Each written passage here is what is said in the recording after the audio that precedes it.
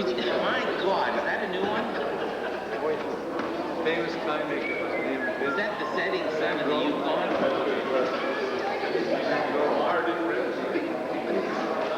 You actually, did Ray give you that tie and took you to wear it?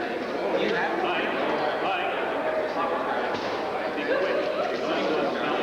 Ray.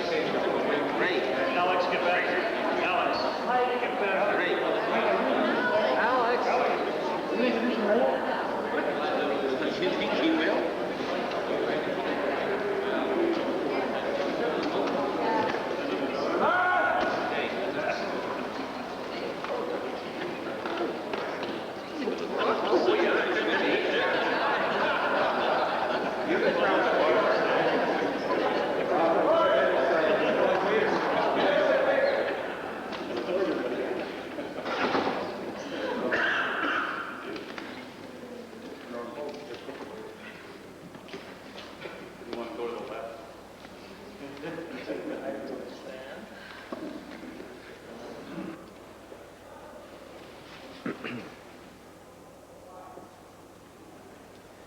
Let us pray. As Canadians and as Albertans, we give thanks for the precious gifts of freedom and peace which we enjoy. As members of this Legislative Assembly, we rededicate ourselves to the valued traditions of parliamentary democracy as a means of serving our province and our country. Amen.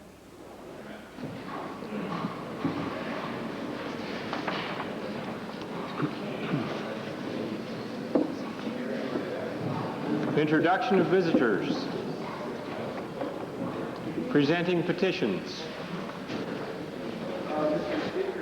I'd like to present a petition signed by approximately 300 Albertans in the Calgary area that wishes to appeal a directive recently proposed by the Department of Alberta Family and Social Services stating that individuals who reside in 24-hour care facilities would no longer be funded by Alberta Family and Social Services for day programs.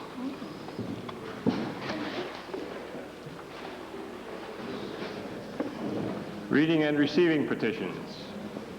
The honourable member for West Yellowhead. Mr. Speaker, yesterday I tabled a petition in regards to sewage going in the McLeod River for a stop order. Could I have that petition now read?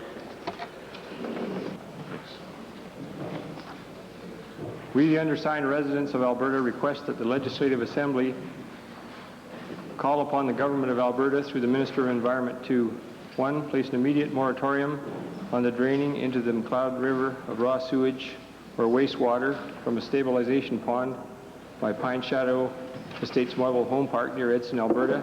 2. Revoke Pine Shadow Estates Mobile Home Park's license to operate and periodically drain a wastewater stabilization pond. And 3, take steps to ensure Pine Shadow Estates Mobile Home Park addresses its effluent problem in a proper and environmentally responsible manner.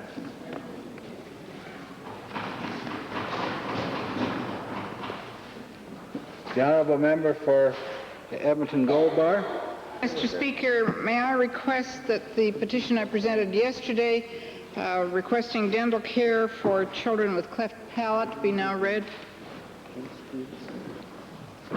We, the undersigned residents of Alberta, petition the Legislative Assembly to urge the government to afford clefted children full access to proper dental care so these children may grow to be healthy, functioning parts of Alberta's future. Presenting reports by standing and special committees. Notices of motions. Introduction of bills.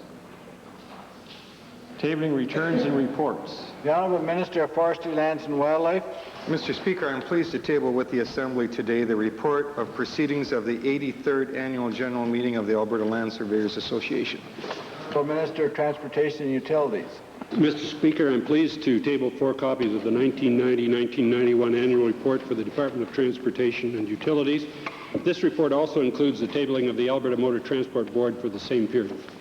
The Honourable Minister of Public Works, Supply and Services. Mr. Speaker, I'd like to file for the Assembly today the government's response to motion for return 250. The Honourable Solicitor General.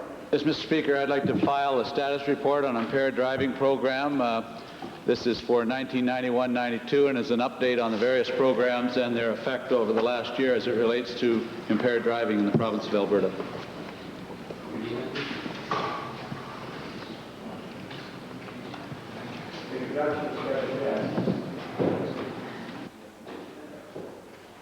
The Honourable Minister of Occupational Health.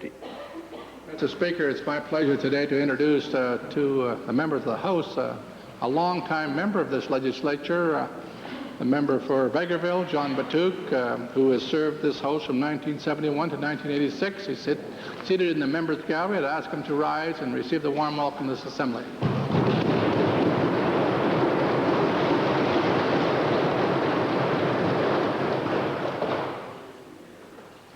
The Honourable Member for Edmonton Belmont. Thank you, Mr. Speaker. As I looked up into the public gallery today, I recognized also another former member of the Legislative Assembly. I know that he's here with the group. He's the former member for Athabasca-Lac-La-Biche. I'd like him to stand and rise and wave hello to a number of his colleagues. Mr. Leo Paquette.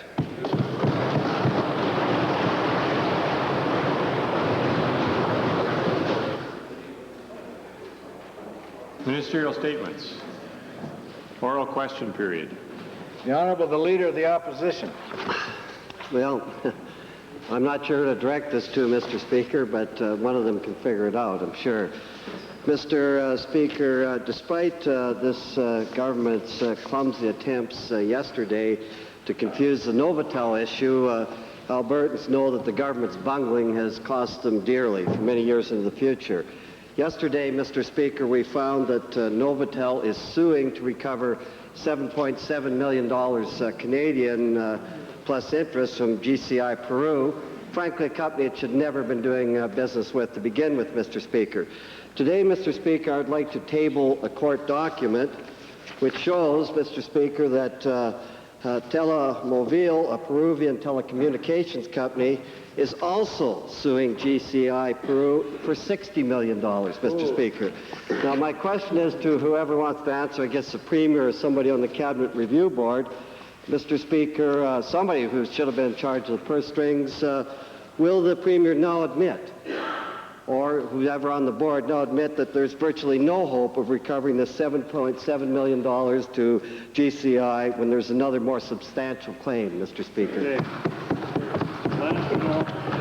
Well, Mr. Speaker, there have been allegations made by members of the opposition. Some are accurate, some are not. But I would draw this matter to the attention of the Minister, and I'm sure he'd be happy to respond at the first opportunity.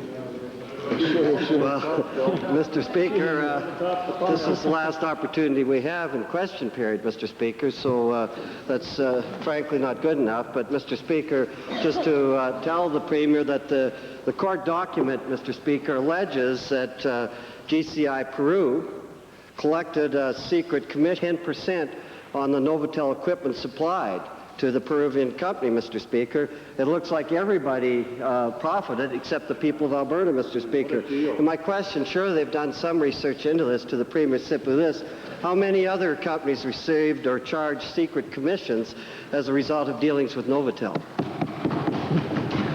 Well, again, I caution the honourable member from trying to be his own lawyer. People allege things in cases, and quite often that does not happen to be the case. It's before the courts. I've said I draw the attention of the Minister. The Minister will respond. There will be a fall session. I don't know why the Leader of the Opposition feels this is his last chance. Well, Mr. Speaker, there's a lot of things alleged, but the bottom line is even this government has admitted that they've lost over $500 million of taxpayers' money. So it's more than allegations, Mr. Speaker. And my question, Mr. Speaker, comes back to this document. It also states, Mr. Speaker, that Novotel admitted that its equipment was unsuitable for the market in Peru. Unsuitable. They admitted that, Mr. Speaker. And my question to the Premier, Mr. Speaker, what was Novotel doing in a market where it admits its equipment was unsuitable? In other words, why were they wasting Alberta taxpayers' money? Again, Mr. Speaker, caution the Honourable Leader of the Opposition. Don't read too much into something prepared by lawyers. second main question, the Honourable Leader of the Opposition. Well, the money just left on its own, Mr. Speaker. Nobody's responsible. But, Mr. Speaker, I see, well, I can't say note that who's not here, but, Mr. Speaker, I would like to come back to the Premier and talk about the deficit. We understand full well the responses we got why we have a deficit, Mr. Speaker. But, Mr. Speaker, in April, the provincial treasurer predicted a deficit of $2.3 billion. Mr. Speaker, in the 6 months since then, we know from the Minister of Energy that the non-renewable resource revenue is down. We know that corporate tax revenues are down. We know that Alberta growth is down. And we also know that provisions have to be made for write-offs, and that's grown with Novotel, MagCan, and others, Mr. Speaker. It's clear that the deficit is going to be much higher than the Treasurer predicted, Mr. Speaker. And I'd ask the Premier, without giving us the rhetoric of the Treasurer and giving us the sugar coat on it, what is the actual size of the Alberta deficit at this particular time, Mr. Speaker? Well, Mr. Speaker, the Honourable Leader of the Opposition has raised some matters that would be on a negative side of a deficit prediction.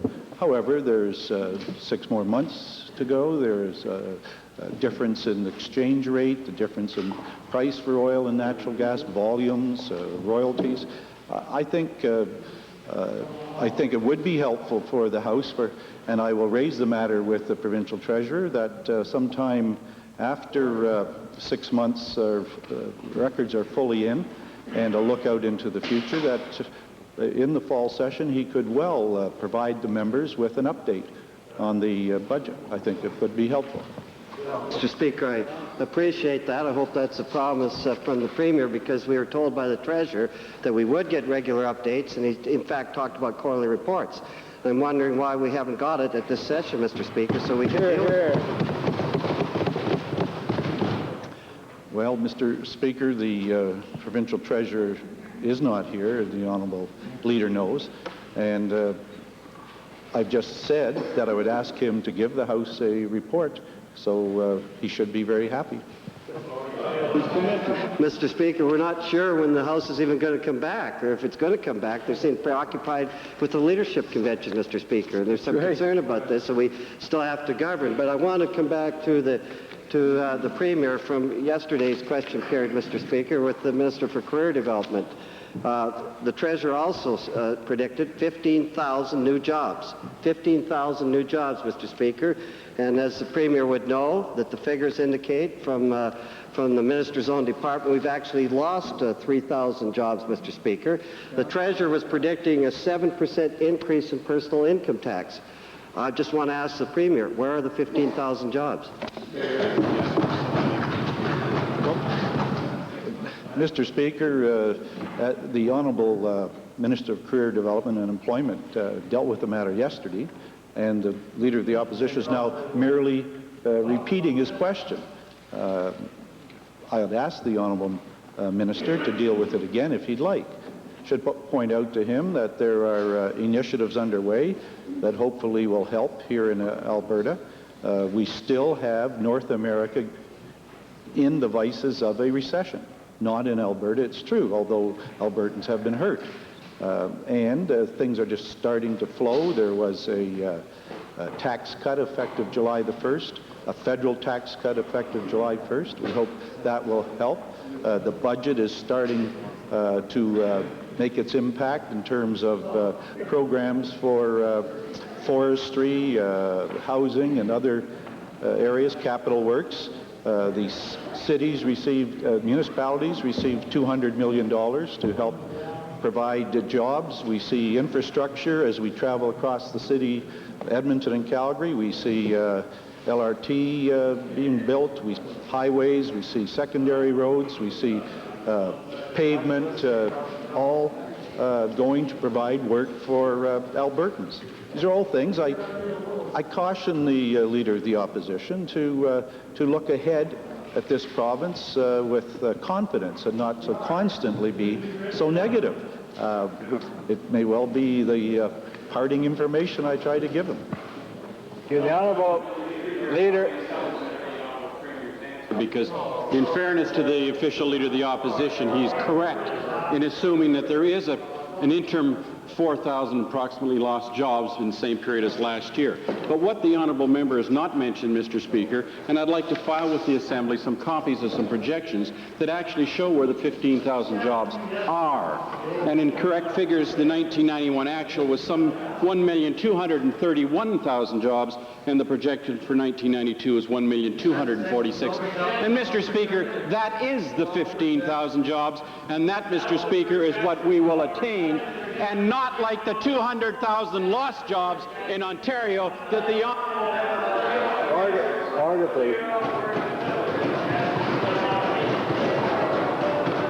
The Honourable Leader of the Liberal Party, member for Edmonton Glengarry.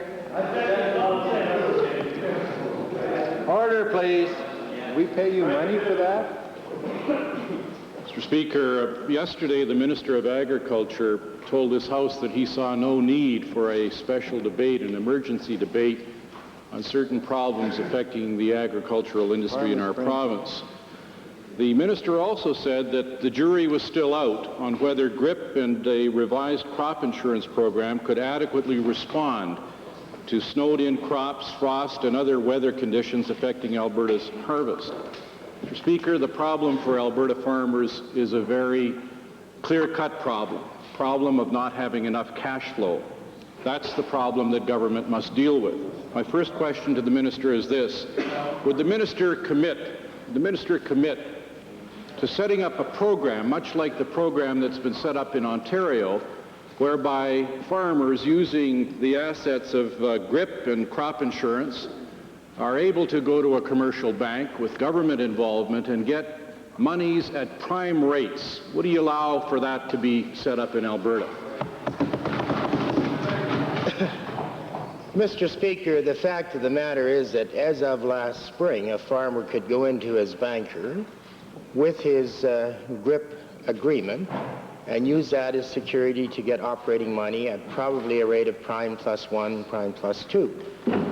The other fact of the matter is, as a result of our farm stability program of 9% money, $2.5 billion long term, as a result of our Ag Development Corporation money out there at both 6 and 9%, the financial position of the Alberta farmers are in better shape than I think any farmers across this nation, and that's why you see other provinces reacting with ad hoc programs at this point in time.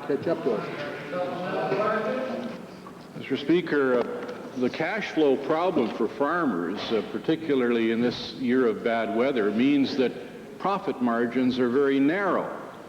And I appreciate the fact that you can borrow money at prime plus 1 or prime plus 2, but when those margins are narrow, Mr. Minister, don't you see a reason for the provincial government and even maybe the federal government to involve themselves in a program that takes it to prime or below prime that gives advantage to farmers? Mr. Speaker, if we're talking cash flow, there are various ways that cash flows to farmers in the fall of the year. And the fall of the year is the key time for the grain and oilseed producer. It flows to him if he can harvest grain and haul it to an elevator. It flows to him if he can harvest grain, but the elevator can't take it, by going to the elevator company and accessing the federal government cash advance program. In the event of no production or very low production, it flows to him through crop insurance revenues and through the gross revenue insurance program. And contrary to the feeling that some of the critics seem to be suggesting, people that had crops written off earlier as a result of poor weather conditions, as a result of hail, as a result of drought, are already receiving cash flow from crop insurance and revenue insurance. I think the fact that, as I indicated yesterday, that under the leadership of Premier Getty, we came out with some good long-term programs, both in the areas of financing and in the areas of safety nets, puts me in a position today to say the programs are there, the programs are working, they're facing new tests, and we'll be assessing the way they react to those new tests. But no, I am not announcing anything more at this point in time. Mr. Speaker, the fact of the matter is that an Ontario farmer can go in and get it, borrow at prime. And the minister is suggesting that Alberta farmers should go in and get it at prime plus 1 or prime plus 2. Let them eat cake, I guess, is the attitude the minister is taking. Will the minister commit to working with the federal government, using his initiative, if he has any, to get the same kind of program set up in Alberta? Explain why you can't do that to farmers. Mr. Speaker, the honourable member simply isn't listening. I'm prepared to put the programs that this government has for agriculture up against the programs of any government in Canada, for that matter, any government in North America, and I think many of them are going to envy, many of those other farmers are going to envy the programs that our farmers can access. And if you think we don't compare favorably, I'm talking about the noisy centre now, to the gross revenue insurance program in the neighboring province of Saskatchewan, after an NDP government got in and changed it drastically from the Western Canadian program that our farmers in Manitoba enjoys, I would hate to be a farmer there today. The honourable member for Cypress Redcliffe.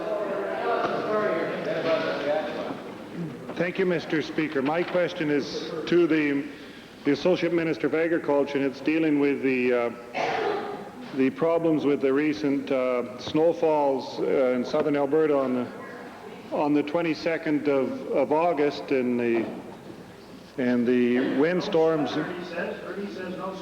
The windstorms and that come along with it. And Mr. Speaker, I should tell you, the windstorms came before the honourable member from Westlock Sturgeon went down to review what had happened, so it wasn't his wind that made it happen. He came after the wind. Their MLA was in the Caribbean. Their MLA, Mr. Speaker, was there 5 days in advance of the leader of the opposition, or the honourable member from the opposition coming to look at the damage. Anyway, Mr. Speaker, my question to the minister is, some of the special problems that happen to specialty crops and row crops damaged them, with the snow damaged them almost to the extent of hail. And there is a problem with the cost associated with putting row crops into the ground with their grip coverage. I wonder if the minister can assure the Assembly that she and the Crop Insurance Corporation will get together with those farmers so we can examine a more effective way of getting closer to the cost of production as we do in grain. Well, Mr. Speaker, the member raises a very important issue on specialty crops, and certainly the weather-related events of August have indicated some special circumstances that we do need to look at. I would remind all members that because of the program that we introduced in 1990, the Enhanced Crop Insurance Program, we were able to introduce new and specialty crops into the insurance program, which previous to that we did not have the ability. We have made a commitment to the growers and the associations of specialty crops that we will work with them throughout this fall and early winter to address some of the problems that have been identified through these weather-related events. One of the major issues is the pricing issue, and it's raised with contracts that are often held by those specialty crops. So yes, we will commit to work with our associations and our growers in those areas. Mr. Speaker, my second question is related to the cash flow as it stems from the GRIP program and crop insurance program, and also I wonder if the minister can assure the Assembly or name an approximate time period where growers could expect an interim payment for this crop year and also the final payment for the 91-92 crop year under the GRIP program. The cash flow needs of farmers are certainly uppermost in our mind, and as the minister indicated, and rightly so, that payments are flowing to producers who have suffered losses, write-offs under crop insurance. Revenue insurance, members will recall, are paid in 3 stages: an interim payment in the fall, a second interim payment in the spring, and a final payment when all of the calculations from those grains have been reached. We will have made a commitment to our producers that we will initiate the interim payment for this crop year as early as possible. As soon as the farmers have the harvesting data that is required for that payment. The final payment for the last crop year, I would remind members, are made in 2 ways. And on onboard grains, we can make that payment once we receive the final calculations from the pool accounts. That traditionally is in place for a payment in early January. On off-board grains and crops, again, we will make that final payment as soon as we receive the information. That information we get from the National Grains Bureau, who in turn collect it from a variety of sources. So as soon as we have that information in place, we are prepared and in a position to make those final payments. The honourable member for Calgary Forest Lawn. Mr. Speaker. Mr. Speaker, this fall we've seen, as in past years, we've seen hundreds of qualified students turned away from Alberta's post-secondary institutions. In fact, in the Minister of Advanced Education's own backyard, some 487 qualified students were turned away from the University of Lethbridge. My question is to the Minister of Advanced Education. Given this demand and given that increased numbers of years of formal education will be required for most new jobs created in the future, how does the minister justify his directive to universities and colleges that they reduce their budgets by 2% over this year's level of spending? Mr. Speaker, as I'm sure the honourable member for Forest Lawn is aware, although Alberta has some 700,000 fewer citizens in British Columbia, we have 4,000 more students in university. We have the highest participation rate in the country. Mr. Speaker, I think members should realize we're in the real world, and what this minister does, while focusing on the needs of the students of Alberta who, as a matter of policy, we encourage to attend the post-secondary system, I'd ask the post-secondary institutions through the Deputy Minister to submit their budgets, which they do every year, in this case on a scenario, not a mandate, not an order, on a scenario if they were to receive a 0 increase in budget in terms of grants by this government, or a minus 2% increase in budget as given by this government. Mr. Speaker, I don't think that's unusual. Mr. Speaker, on a related issue, there are hundreds of graduate students at our universities who provide an invaluable service to Alberta by the research work they do, yet this minister proposes that graduate students should pay the full cost of their education. My question is, again, to the Minister of Advanced Education. Is he willing to take responsibility for the loss of our own research capabilities and the resulting decline in our competitive edge that would result from this kind of directive? Good question. Mr. Speaker, I think it's extremely well known across Canada and perhaps in North America that our universities are indeed outstanding. My own University of Lethbridge is 4th and 57 in Canada and number 3 in Western Canada. The University of Alberta is in the top 10 of research institutions in Canada. University of Calgary is outstanding. My responsibility given to me by the Premier, Mr. Speaker, is to administer the Department of Advanced Education in such a way we have access made available to as many students as possible. The honourable member for Forest Lawn says I proposed. I don't understand what he hears. I'm seeking ways of assisting our post-secondary institutions to maintain quality and access and find more money.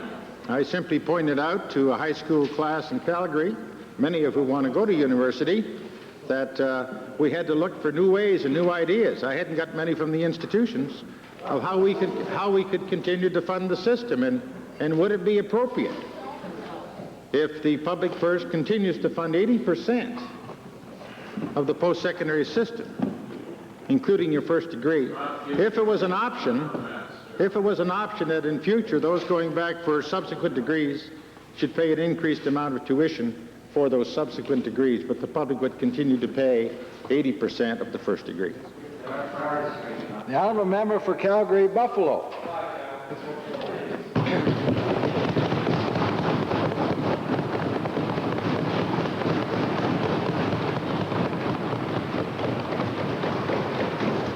Thank you, Mr. Speaker. Last June, the Solicitor General attempted unsuccessfully to substitute court-ordered treatment for a young sex offender in the Phoenix program with less intensive counseling. An attempt, sir, described at the time by the judge involved as ludicrous. Now I understand that the Solicitor General has intervened in other youth court proceedings since June. Will the Solicitor General end his campaign to directly influence the judges of our family court division? Mr. Speaker, I ask for your judgment. There could be a sub judice rule here as on reapplication of court.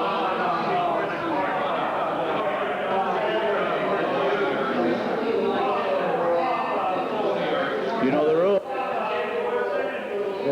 Order, please. The chair is unaware of any matter before the court that would make the question sub judice. Maybe the Solicitor General knows.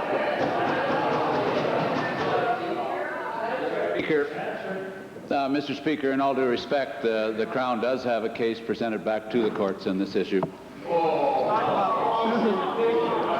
Order, please, and it's up to honourable members who ask the question and who reply to know whether or not there is that element present, and the Honourable Solicitor General says that the Crown has an appeal before the court, so accept it.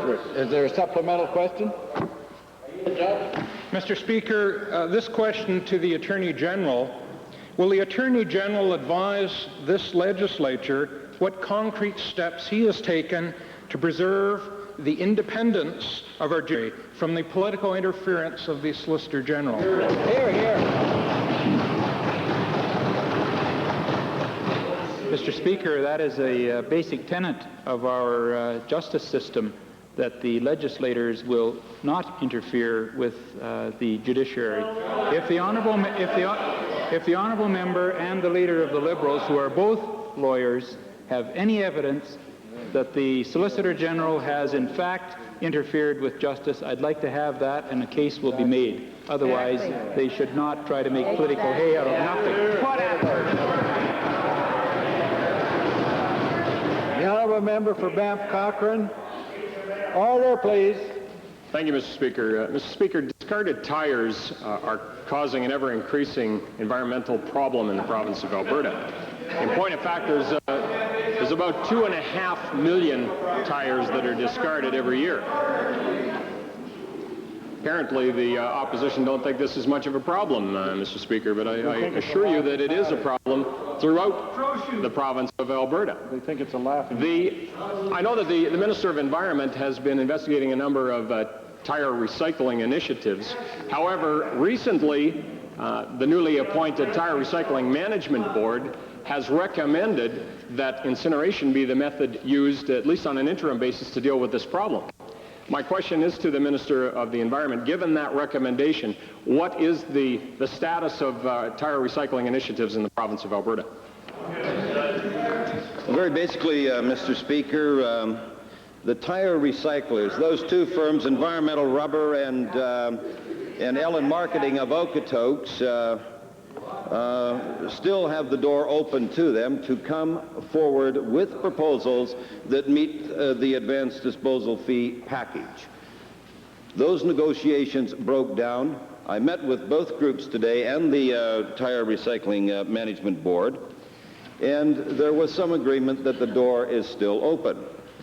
At the same time, the Tire Recycling Management Board will be negotiating only negotiating with the two cement kilns in the province, Canada Cement Lafarge and Inland Cement of Edmonton. Now, I want to make it abundantly clear that if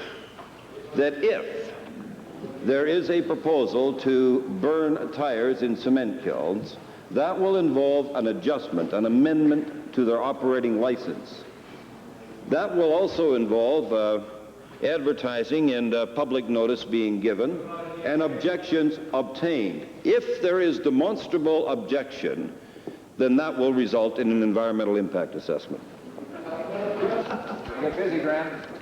Well, I know particularly in my constituency of Banff Cochrane, which may be utilized for this process, there's considerable concern about the present capacity of the kilns at Exshaw to handle this kind of an issue. There's issues such as where the capital costs will come from to take care of upgrading of stacks and scrubbers.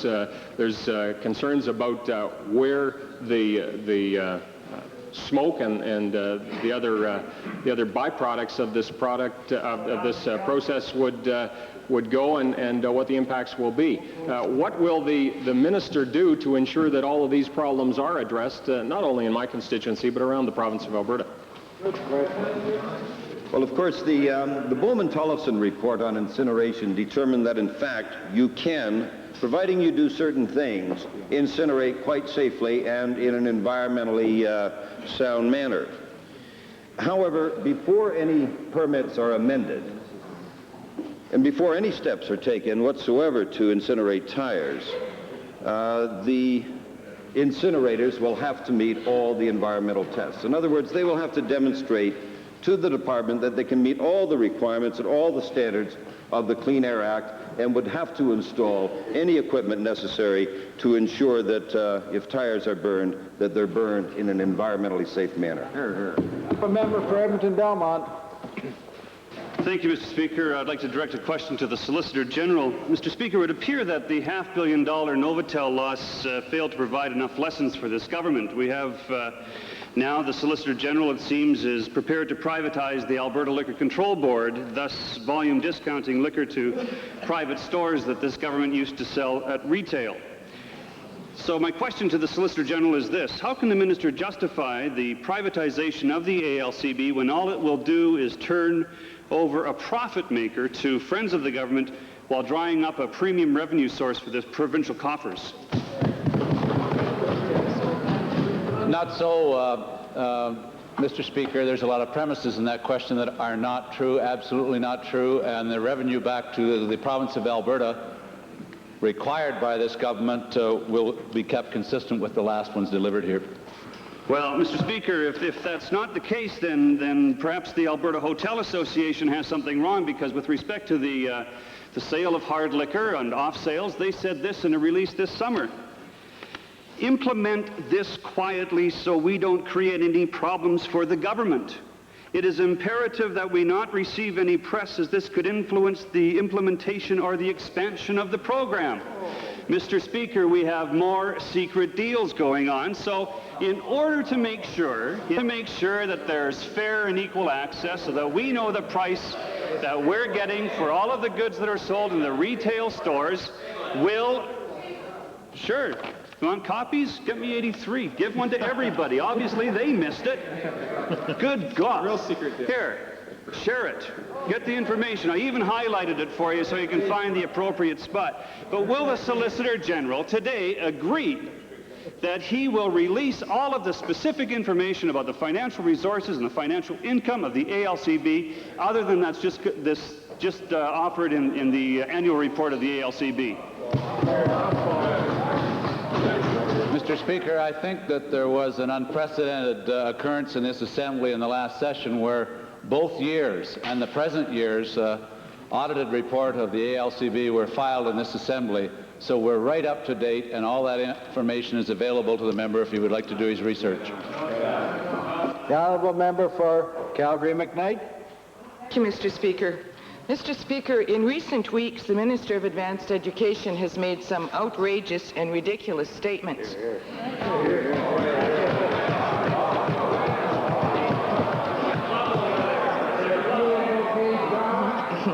be on the late night show. That's profound. One of them has an advanced degree.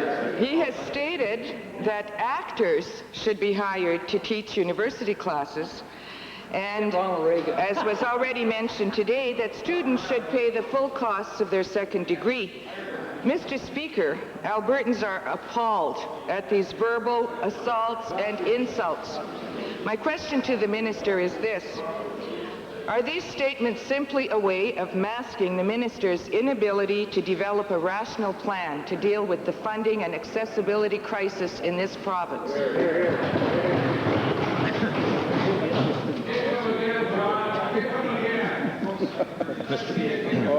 Mr. Speaker, as I stated earlier, Alberta has the highest participation rate in Canada of the post-secondary system. That's a fact. It's a fact, Mr. Speaker. Alberta leads all of Canada in terms of funding post-secondary, the highest of any province in Canada. How many institutions? Mr. Speaker, I suggested that when we have institutions,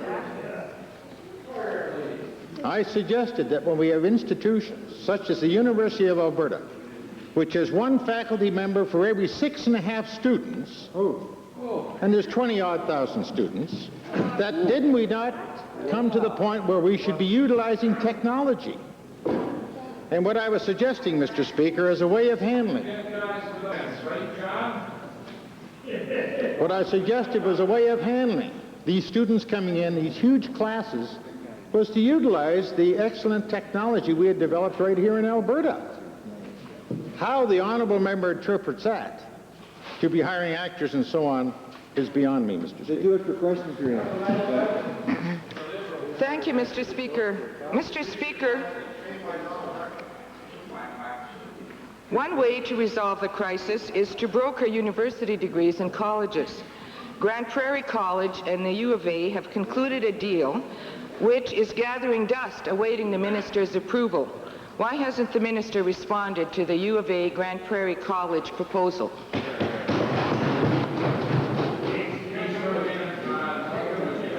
Mr. Speaker, Grand Prairie Regional College is a very successful college, as is the University of Alberta. They have come to me asking for the opportunity of degree completion programs. Mr. Speaker, they've received my blessing, as long as they can find the resources within the system with which to do it. If the honourable member for Calgary-McKnight, Mr. Speaker, is prepared to rise in her place and advise this minister as to where additional funds can come from when we're now spending the highest per capita in Canada, if the honourable member wants to change hospitals or change any other program, then I think it's incumbent, Mr. Speaker, upon the honourable member, recognizing the difficult times that this province is in, and advanced ed has to play its role. It's not sufficient, Mr. Speaker, to propose ideas without a suggestion as to how the taxpayer is going to pay for it. The honourable member for Calgary-Milliken. Mr. Speaker, a very sad story is unfolding in this province. The Air Canada. Sometimes it would be better to remain silent and be thought a fool than to open your mouth and remove all doubt.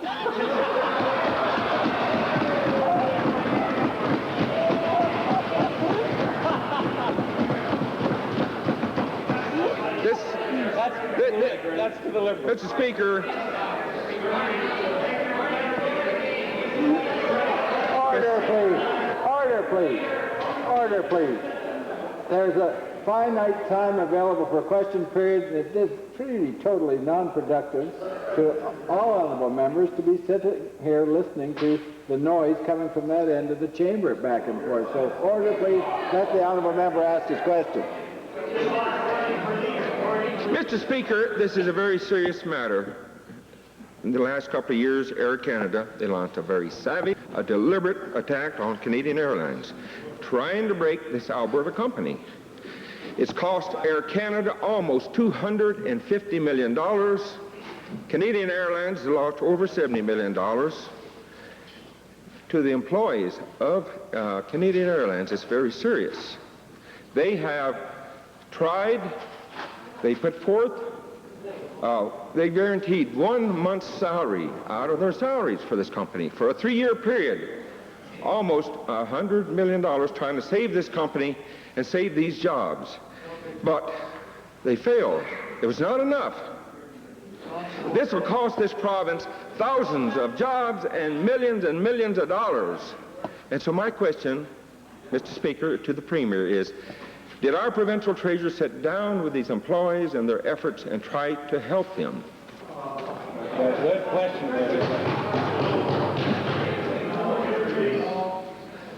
Mr. Speaker, the provincial treasurer has spoken about this, not in the legislature, but I can confirm the provincial treasurer, not on his own, but acting on behalf of our government, met with the Employees Association, met with the management and executive of Canadian Airlines, encouraged them, discussed options with them, tried to help them through a combination of efforts of the employees, American Airlines, Canadian Airlines, other participants, to put together a package that would allow the company to continue in operation, a separate operation from the directions now appears to be going with Air Canada.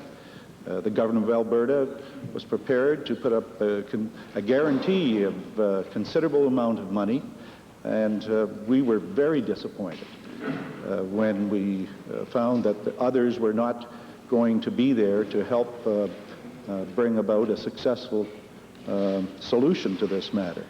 And then the directors of Canadian made the decision to pursue the amalgamation with Air Canada. That disappoints us. We much would prefer that Canadian continue to operate as a separate entity here in our province. I think all Albertans, members of this legislature, realize that Canadian was a more competitive company. Canadian actually had a lower cost per mile, flying mile, and were able to provide a service more efficiently than Air Canada.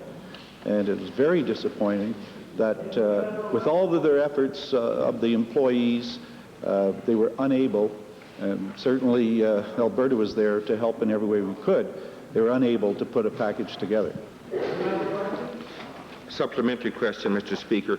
Air Canada has run lines knowingly selling fares below what it costs them to run it. They should be investigated on the Anti-Combines Act to see if there's unfair practices in this thing. But anyway, my question is this merger with Air Canada, is it a done deal yet, or is there a chance that that company could still salvage and save those jobs and those people their livelihood? Mr. Speaker, it's my understanding that the Employees Association are still working, trying to find a solution that would allow the company to continue as a separate entity in Alberta. Alberta will help in every way possible. I'm not sure the final date upon which the Air Canada-Canadian merger forecloses the possibility of an arrangement once again being put together with American Airlines or another airline, but American is there willing to be part of a package. We will be there, and we will be there with substantial assistance. And we do not believe that the matter is completely closed, and so I would say directly to the directors, directly to the management, and directly to the employees of Canadian. The government of Alberta is prepared to help you in every way possible. And while there is still hope, we will be there trying to help. Dalva, member for County of Mountain View. Thank you, Mr. Speaker. Almost a year and a half has gone by since this Assembly passed conflict of interest legislation.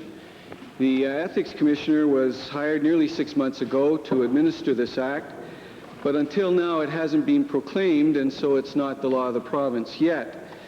I'd like the Attorney General to tell us when Albertans can expect their representatives in this Assembly to be bound by conflict of interest rules. Could he tell us when this act will be law in Alberta? Speaker, I would hope that all members would feel themselves spiritually bound by the Conflict of Interest Act, notwithstanding the fact that it has not yet been proclaimed. There are, and I've had discussions with the Ethics Commissioner, some technical problems that have to be cleared up from the transition from the Assembly Act to the Conflict of Interest Act, and we're working through those, and it'll come as quickly as possible. Well, I find it difficult to understand how it takes a year and a half to attend to some technical details, Mr. Speaker, and it leaves the impression that this government doesn't have a commitment to cleaning up this particular area of legislation. Even if this act were proclaimed this week, disclosure statements by MLAs might not be made public until January of next year. Our new Premier will be chosen by that time, and I'd like to ask this Premier, Mr. Speaker, if he would admit that the real reason for the foot dragging is that he, his government MLAs, and his cabinet members don't want to make public any disclosure statements until after the next Premier is chosen and a general election held. Mr. Speaker, I enjoy discussion and debate with the honourable member often in this legislature, but the government put in place the investigation by Chief Judge Walkowicz. The government got the report, the government introduced the legislation, and the government was responsible for the legislation being passed. The honourable member is surely groping for something to raise now that I think doesn't bring any credit to him and to the Assembly. The Attorney General has just explained the situation, and all he has to do is wait, and he'll see that it proceeds on a orderly basis to have the full implementation of the legislation. I'm frankly disappointed in the honourable member for making those kind of charges. Order, please. The time for question period has expired. Might there be unanimous consent to revert to the introduction of special guests before calling orders of the day? Agreed? Opposed? Carried. The Honourable Minister of Education. Mr. Speaker, I had the pleasure of meeting with a group of parents and students and representatives from the Plamondon area this morning. My colleague, the MLA for Athabasca-Lac-La-Biche, could not be in attendance because he was doing constituent duties in Grassland. But they are here this afternoon to watch the proceedings of the legislature. They are led by Mr. David Frechette, Director of the Francophone Association of Plamondon and Lac-La-Biche, along with Mr. Philippe Menard and his wife Suzette.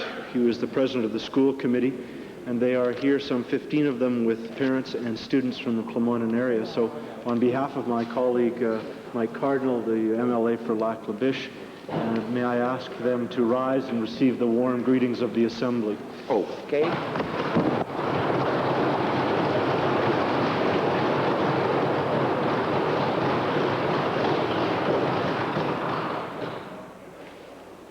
Orders of the day. Motion number 28, adjourn debate. Honourable Ms. Betkowski. Okay.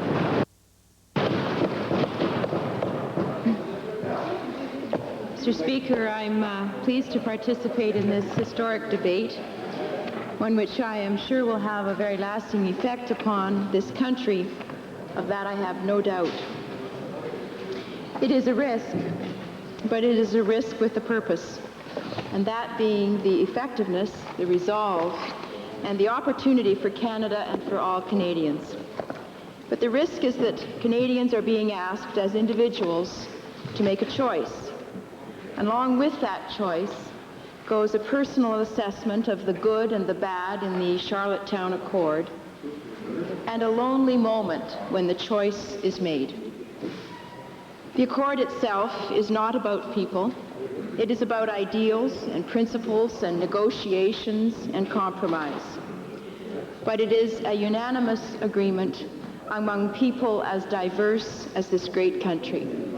And that is its greatest strength. The Premier of this province, Don Getty, was one of those people. He took a risk at a huge personal and political cost to stand up for his and our province.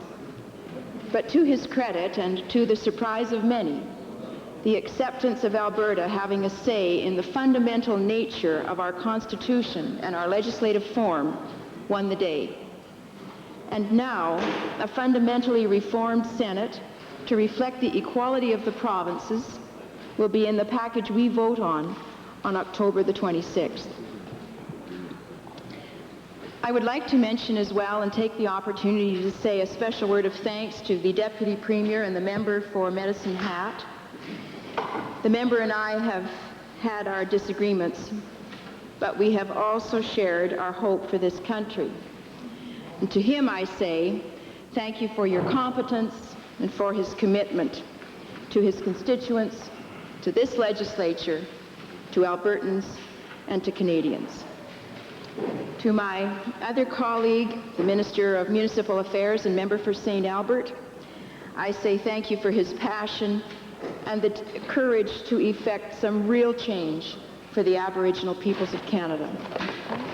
And finally, to Arisi Eleni and all other members present and past of the public service who I suspect will be waiting for October 27th, when a chapter of Canadian history will close, and hopefully with the United Canada as a result.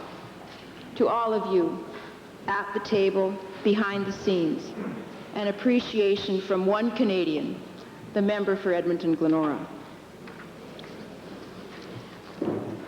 The French have 3 words, and it is liberté, égalité, fraternité.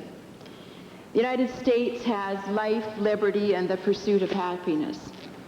I have often thought that Canada should mint a new coin, and on it should be etched the words unity, equality, and respect. Canada is not Canada, if not a united country. And while the Constitutional Accord is important, it is not an end in itself. It is a means to an end, and that end being an efficient, dynamic, compassionate, and progressive society, able to compete in a world market, able to withstand the rigors of a highly competitive marketplace, able to create an environment where producing wealth is complemented by a highly efficient government providing necessary services at the least cost to the economy. That is why I want a united country, Mr. Speaker, so that we can get on with the job of creating a sustainable economy in Canada. And it's not just me that feels that way. Certainly we heard that as a privilege that I had to be a member of the Select Standing Committee that went around this province.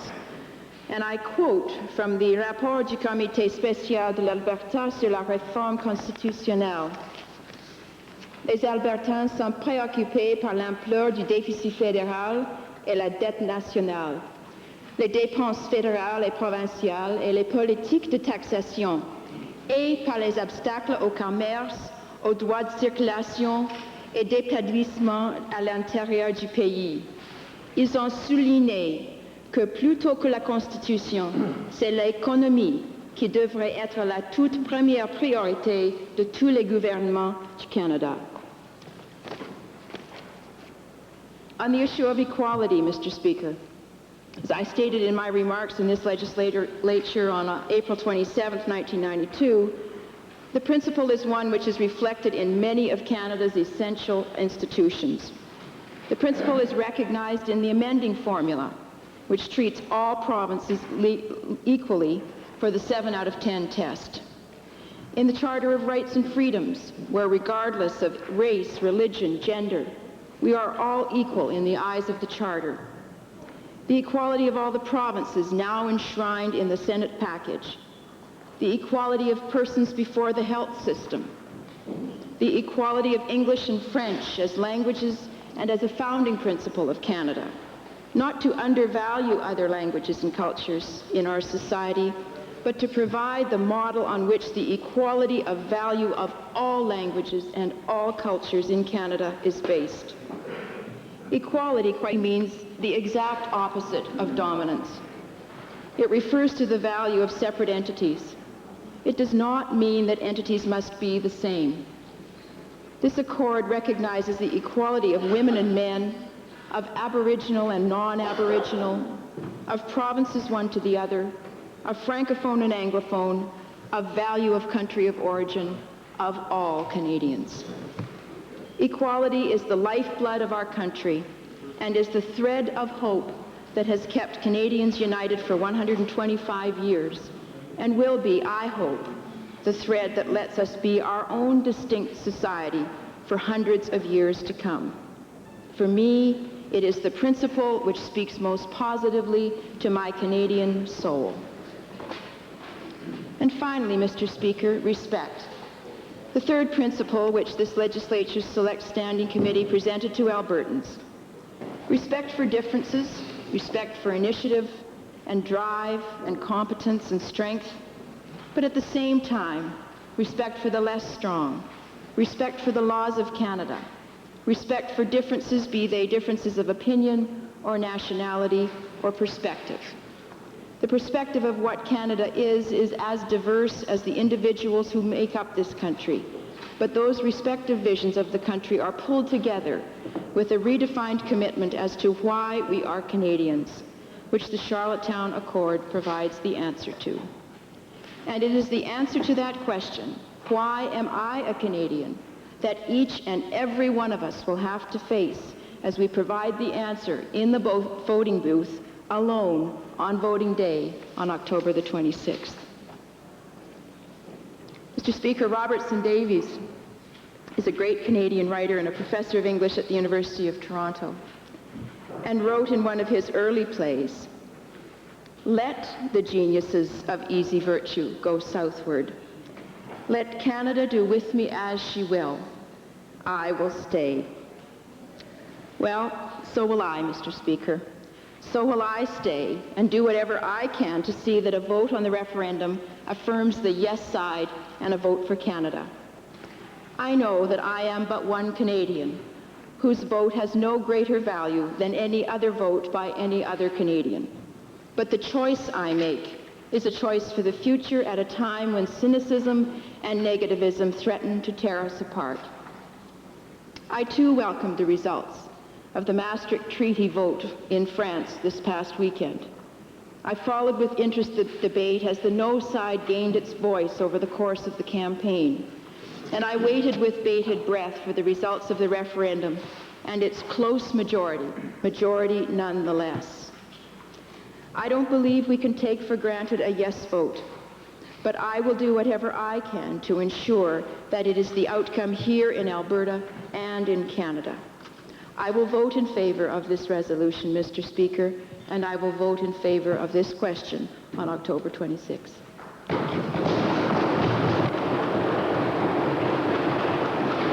The honourable member for West Yellowhead. Thank you, Mr. Speaker. I would like to add my comments, Mr. Speaker, on the yes side of the vote on October the 26th. Mr. Speaker, I speak knowing what it is like to be a Canadian. I was born of Irish immigrants to this country and educated and raised in New Brunswick and in the St. Lawrence River area of Ontario. And I've worked, Mr. Speaker, in every province west of New Brunswick. In fact, I was born in a French community in New Brunswick, and I realized the importance of French as a language in this country and a culture that must be enshrined in any constitution that is voted on within this country. Mr. Speaker, I realize the importance of other cultures within this country, and we must congratulate those who worked so hard over the last months, including our Premier, but not to forget those others around the table, and my member of the House of Commons, Mr. Clark, who was head of that team and brought this to a final end. Mr. Speaker, the environment is a most important issue that has been addressed in this Constitution and that has brought to the forefront with all the premiers across this country and all citizens of this country that our environment must be protected from one end of the country to the other. The education system, Mr. Speaker, is an issue that has been addressed by many provinces, and we must find a way of having education throughout this country so as one can move from a school in one province to a school in the other province and pick up as though there was no time lost. But the hard work of the premiers, the hard work of the minister responsible, and the hard work of all the backroom people have led to this historic moment where now we on the yes side of the Constitution have to fight hard to make sure that Canada will be a strong country from one coast to the other coast and from sea to sea to sea. Mr. Chairman, the record of the no side is sometimes one to listen to, a party with only one elected person and a mouthpiece from the leadership of that perhaps have not addressed the real economy of Canada and the real need to have a strong constitution to assure us that we can return to a good economy from one side of this country to the other. Mr. Speaker, the movements in this Constitution will allow us to develop a good economy with tourism, with developments in forestry, a good understanding for all developments, and good job creation throughout this province. I was one who was on the side of abolishing the Senate completely, but with the results of this Constitution, it is much better than the situation we had before with all appointed senators. Of course, over the length of time, Mr. Speaker, looking back at the strength of these senators who will now be elected, they perhaps will have more strength, as it was encouraged by Mr. Clark there tonight, more strength than perhaps a minister of any government in any province. In fact, is sometimes more strength perhaps than the premier of one province or another.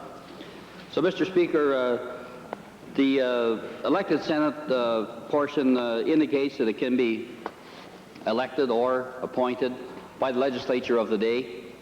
Perhaps some governments across Canada will choose to appoint three members of the Senate, but I would hope that all parliaments across Canada would allow the election of senators to make sure all who are voting on the rights of all Canadians will, in fact, be elected by those who they speak for.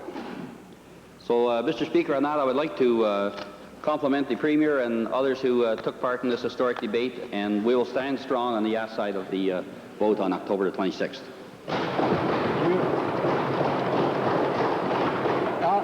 The Honourable Member for Edmonton Meadowlark. Thank you, Mr. Speaker. Mr. Speaker, I too am privileged to rise today and speak on behalf of the yes forces in this referendum campaign. I would like to add to others' congratulations, my congratulations to the Premier of Alberta for his efforts in wresting this agreement and the advantages that it provides for Albertans. I would like to congratulate the Minister of Federal and Intergovernmental Affairs for his key role in achieving those things within this agreement as well. And I would like to make special mention of the staff in the Department of Federal and Intergovernmental Affairs. I once was a member of that department. I know of those people and what they do, and I can imagine the sense and purpose that they brought to these negotiations and the support that they provided for this government and its senior-most officials, the Premier and the Minister of Federal and Intergovernmental Affairs. I would also like to say that I wish that each and every Albertan could watch and listen to the cases that have been presented in the last 2 days in this legislature. I believe that they have been powerfully argued, that there is little doubt, if one assesses these arguments, that the yes should be the vote of Albertans. I would like to open by mentioning one particular issue which I think requires to be emphasized, and that is the importance of recognizing disabled persons in the Canada Clause. I would like to congratulate Mr. Clark on his recognition of this omission, and I would like to state that I and my caucus support Mr. Clark in that recognition and understand and believe that he will ensure that it is brought into the Constitution as soon as possible. I, in my capacity as Treasury critic, have been asked to argue this case from an economic point of view, and I will do that. That will be, in fact, the substance, or the largest part of the substance of my address.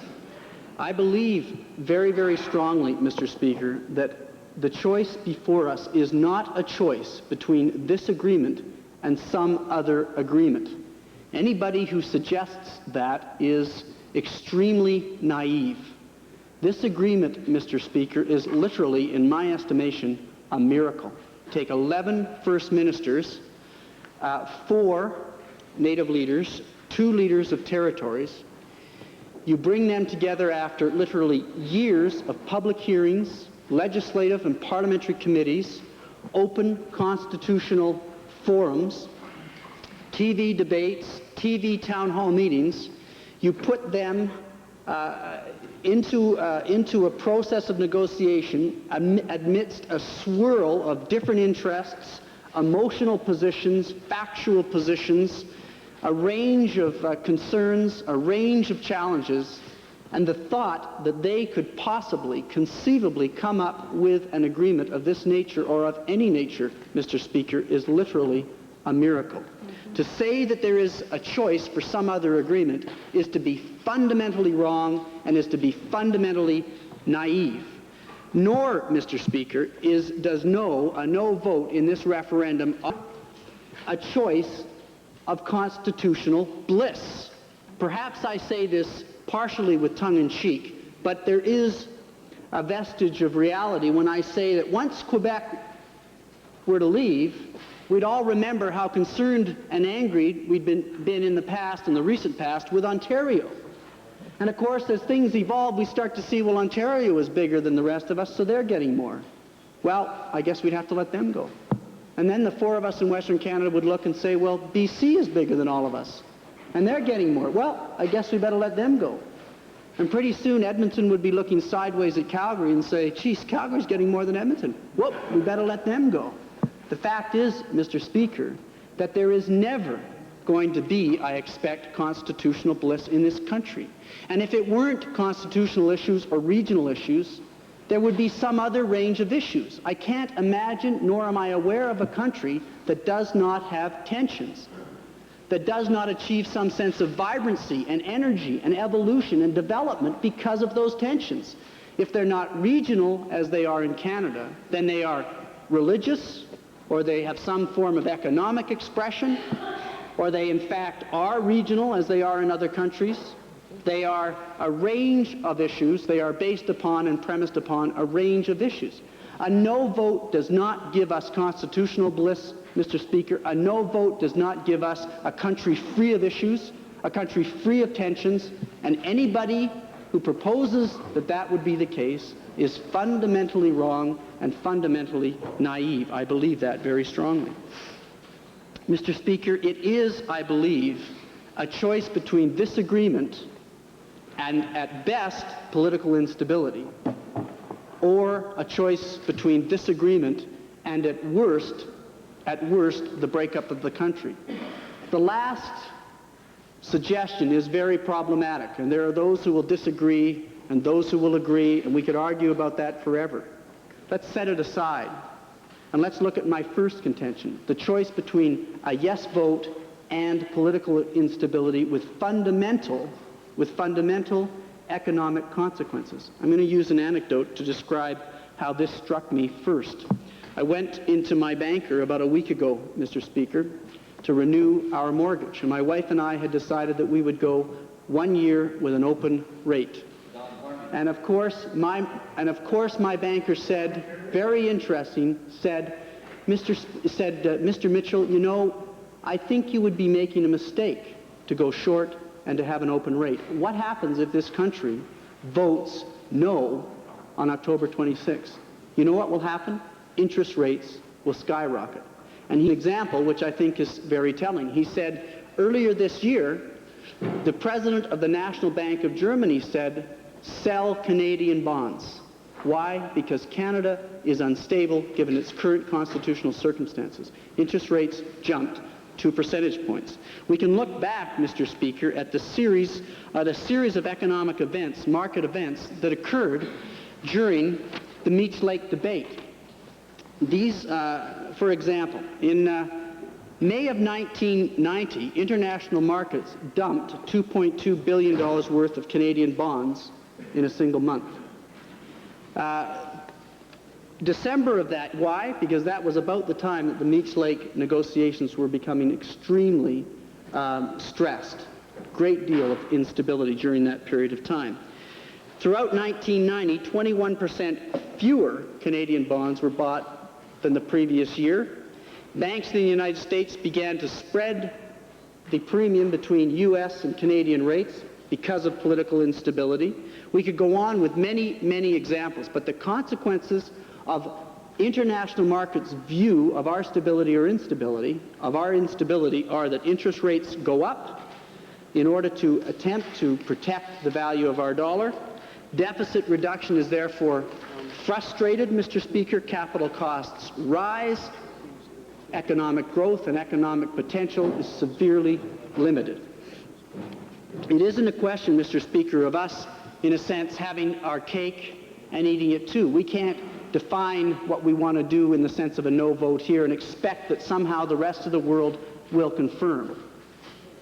Mr. Speaker, it seems to me that at a time when this country has become increasingly focused on the need to develop international economic competitiveness, why would we turn around and risk engendering severe political instability, which will lead to an economic instability, which I believe, Mr. Speaker, will have serious consequences for the future of whatever would be left of this country.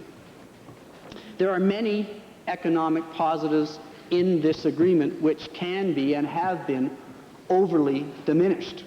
I look at the Senate. Clearly, the Senate will have an impact on regional economic inequities. First of all, because, of course, it will have power to veto issues over natural resources. The Premier made the point yesterday that it isn't just oil, it will be a range of natural resources.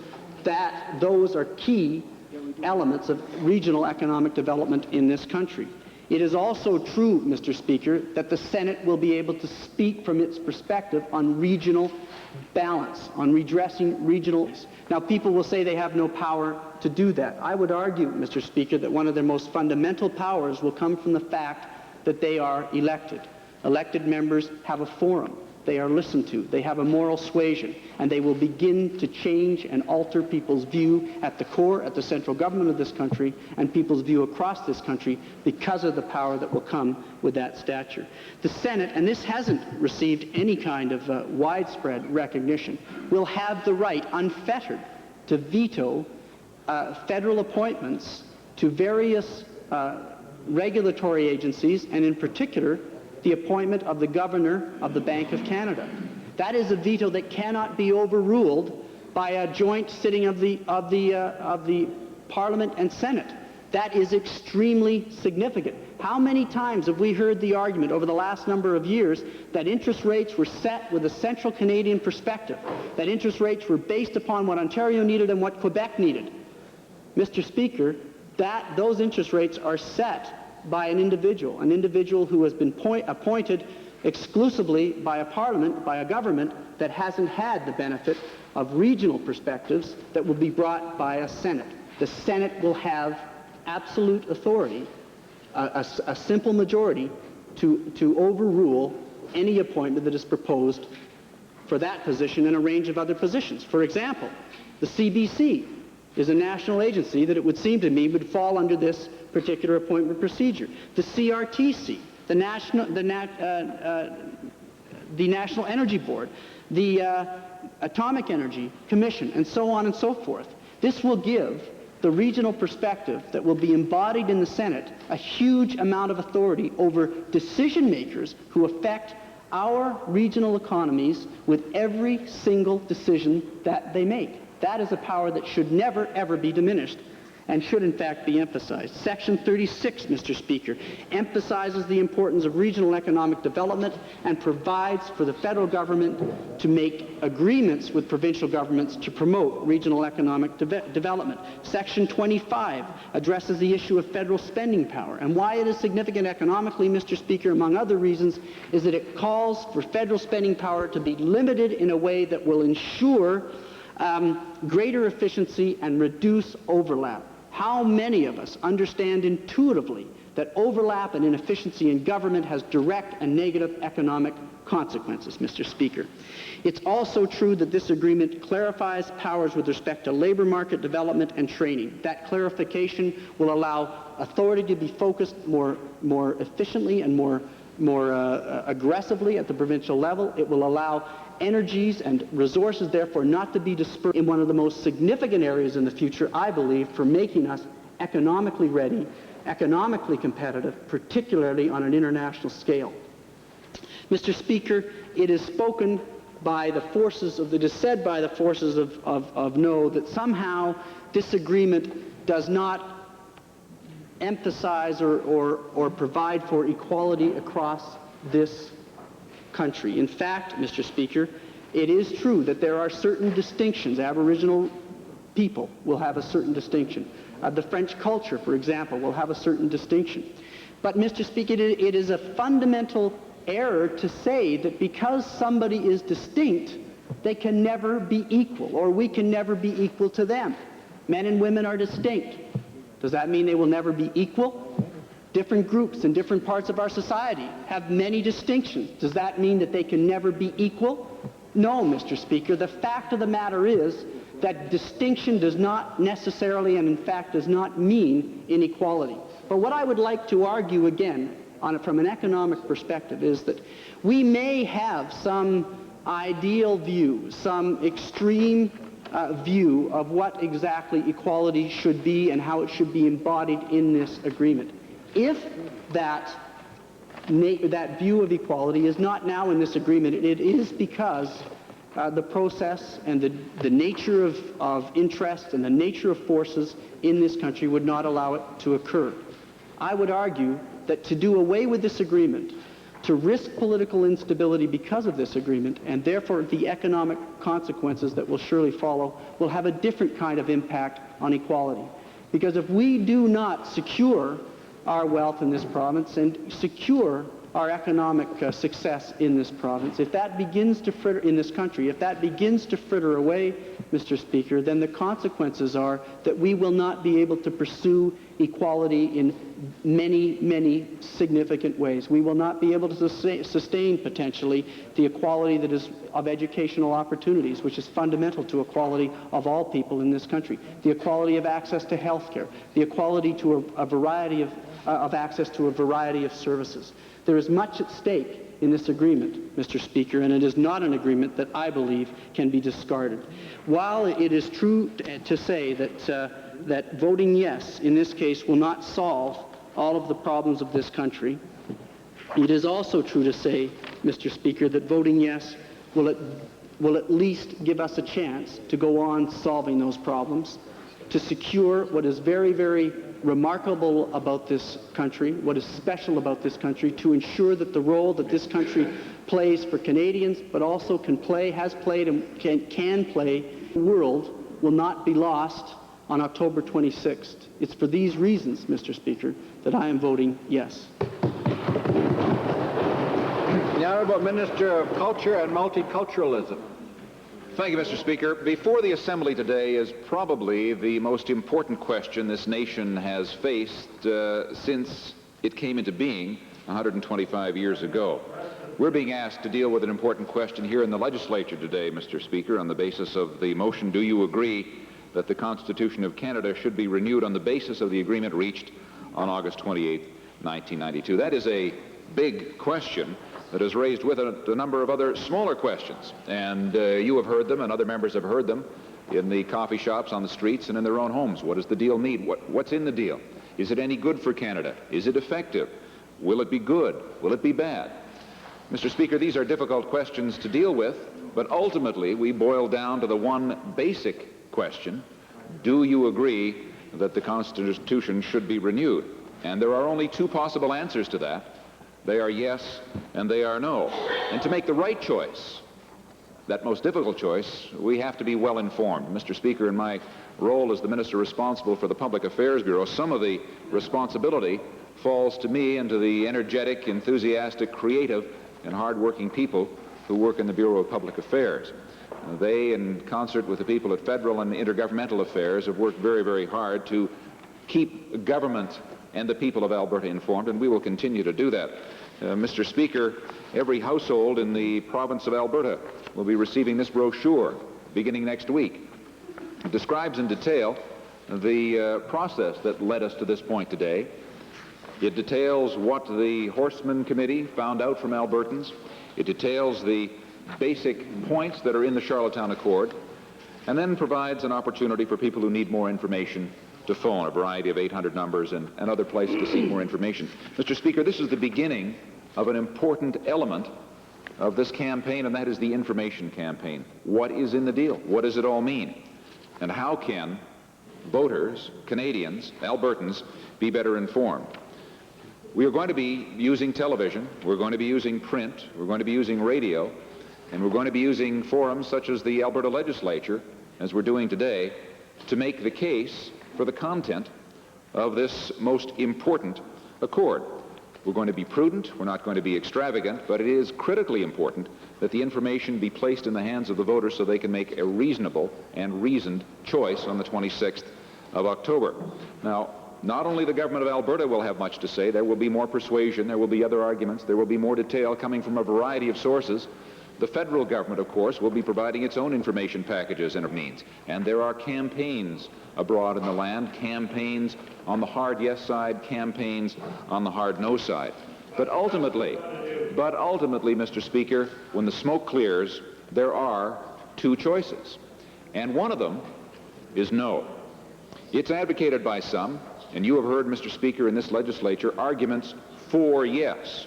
My colleagues have enunciated those concerns. The Premier, the Deputy Premier, members of the committee, members of the opposition, including their leaders and their entire caucuses, have given you solid reasons for the yes side. Mr. Speaker, I'd like to address my remarks to the substance of no and deal with those arguments because, Mr. Speaker, I find them flawed, I find them weak, and I find them suspicious in their motivations. Mr. Speaker, there is a document that has been circulated by a federal party that advocates no. It outlines 6 reasons why this deal should be rejected and why the people of Canada should vote no. Mr. Speaker, I'd like to deal in some brief way with those 6 points because I think it's important that they be placed in context. The first point that's raised is that the consensus report will not bring constitutional peace, but will just bring more negotiations. Of course it will. There is much yet to be discussed. The actual makeup of the Senate. Future First Ministers' conferences will deal with Aboriginal issues. Much more negotiation must take place on the economic union and bringing down interprovincial trade barriers. Mr. Speaker, the fact that negotiations will continue is no reason to vote no. It's a very good reason to vote yes. Mr. Speaker, this document says that this will weaken the Canadian economic union. My colleague from Edmonton Meadowlark has just made the case that the economic imperatives on October 26th will compel Canadians to vote yes because of the dire consequences of voting no. Mr. Speaker, I can't speak from any vast knowledge base about world economics, but I can tell you about an experience I had when I was in Hong Kong during the summer of 1990 when the Meech Lake Accord was teetering on the brink of collapse. And I saw in the faces of business leaders there, and I saw in the conversations around lunch tables and at gatherings, the nervousness about what would happen to Canada and the terror that offshore investment would see as moving to Canada. It wasn't going to happen until the constitutional question was settled, and Mr. Speaker, that is still the case today until this matter is settled. Mr. Speaker, offshore investment, the offshore investment that built this nation, built North America, will be parked in the absence of a firm footing upon which the government decisions can be made. Mr. Speaker, this document describes the Triple E Senate, which members of this assembly describe as a miracle, as less than 2 E's. Mr. Speaker, I view the Triple E Senate, I'd like to add one more. This exists. Where is the alternative Senate that those who find failure in this model, where's the alternative that's on the table for our discussion? Mr. Speaker, it does not exist, and this one does. This document speaks of regional equality and the lack thereof. Mr. Speaker, the people that I talked to didn't want regional equality. That model was rejected. We were seeking provincial equality. That's what Albertans told the Horseman Committee they wanted, and that's what our Premier sought and stood firm on. And, Mr. Speaker, that is what we have today, provincial equality. You've heard its effectiveness described in a variety of ways. Let me just give one small example. Imagine a House of Commons with a small majority, or a minority government, very likely with the proliferation of federal political parties we have now. And imagine the power that accrues to a Senate that can move decisions one way or the other in that type of House of Commons, in that type of a parliament. Mr. Speaker, if that's not effective, it doesn't exist. Mr. Speaker, this document talks about the proposed Constitution being completely inflexible and makes the argument for or no on the basis of unanimity required for further discussions. Mr. Speaker, I would confess to the House, and I would confess to my colleagues, that the unanimity feature of Meech Lake was one that was bothersome to me. But, Mr. Speaker, I have seen the results of the last several months of discussions, and I have seen unanimity, not required in a Constitution, but brought about by the sheer force of will to make something happen and to create a better Canada. Unanimity was brought to bear on this document, and not just 10 provincial governments and a federal government.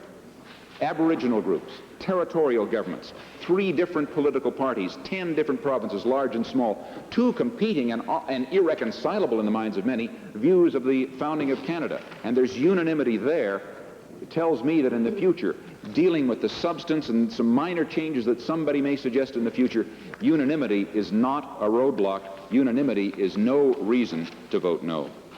This deal suggests we should vote no, or this document suggests we should vote no, because it provides no strong antidote to Quebec separatism. Mr. Speaker, the antidote to Quebec separatism is Quebec separatism. This document provides the people of Quebec with a place in Canada, as Albertans said they wanted. They wanted a Canada with Quebec in it, and reasonable people, and the majority of Quebecers, want that as well.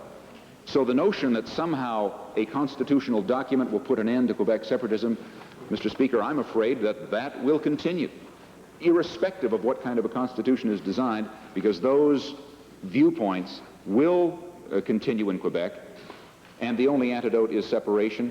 I don't advocate it.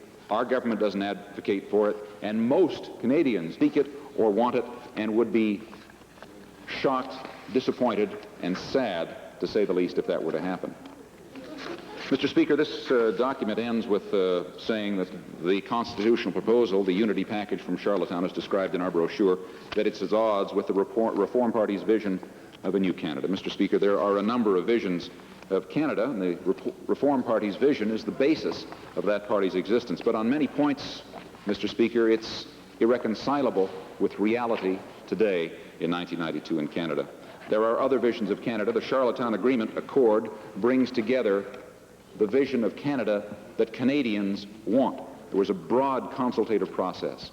Ideas were brought together, compressed, reduced through countless hours of work to the agreement that's before us today that we're asking Canadians to go ahead and agree on. Mr. Speaker, the document that outlines the objections is flawed. It's weak. It makes no compelling case to reject years of work and to reject the possibility of a new Canada in which all Canadians will live more peacefully, in more harmony, and much more prosperously than they are doing today.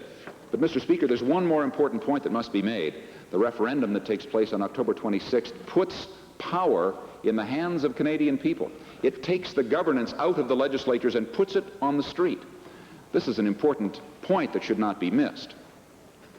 There's a responsibility that everyone in this chamber and other elected chambers senses and feels when they're elected to this place to make these bodies, and that responsibility is to be fully, completely informed, to weigh the issues, to seek different viewpoints, and then come to the conclusion that makes the best possible choice for your constituents and for the province and for the nation.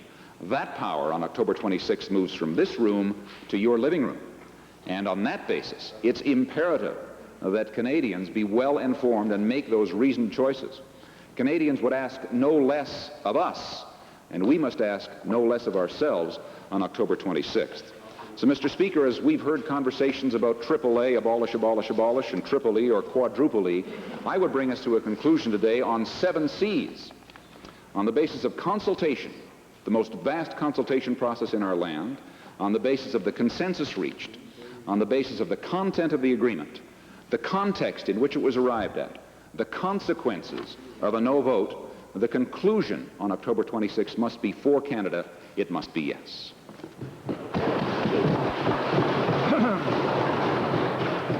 Member for Edmonton-Calder. Thank you, Mr. Speaker. Mr. Speaker, I am pleased to participate in this important debate on the motion before this Assembly today and add my support to the agreement that was reached on August 28, 1992. And Mr. Speaker, I base that support on a number of things.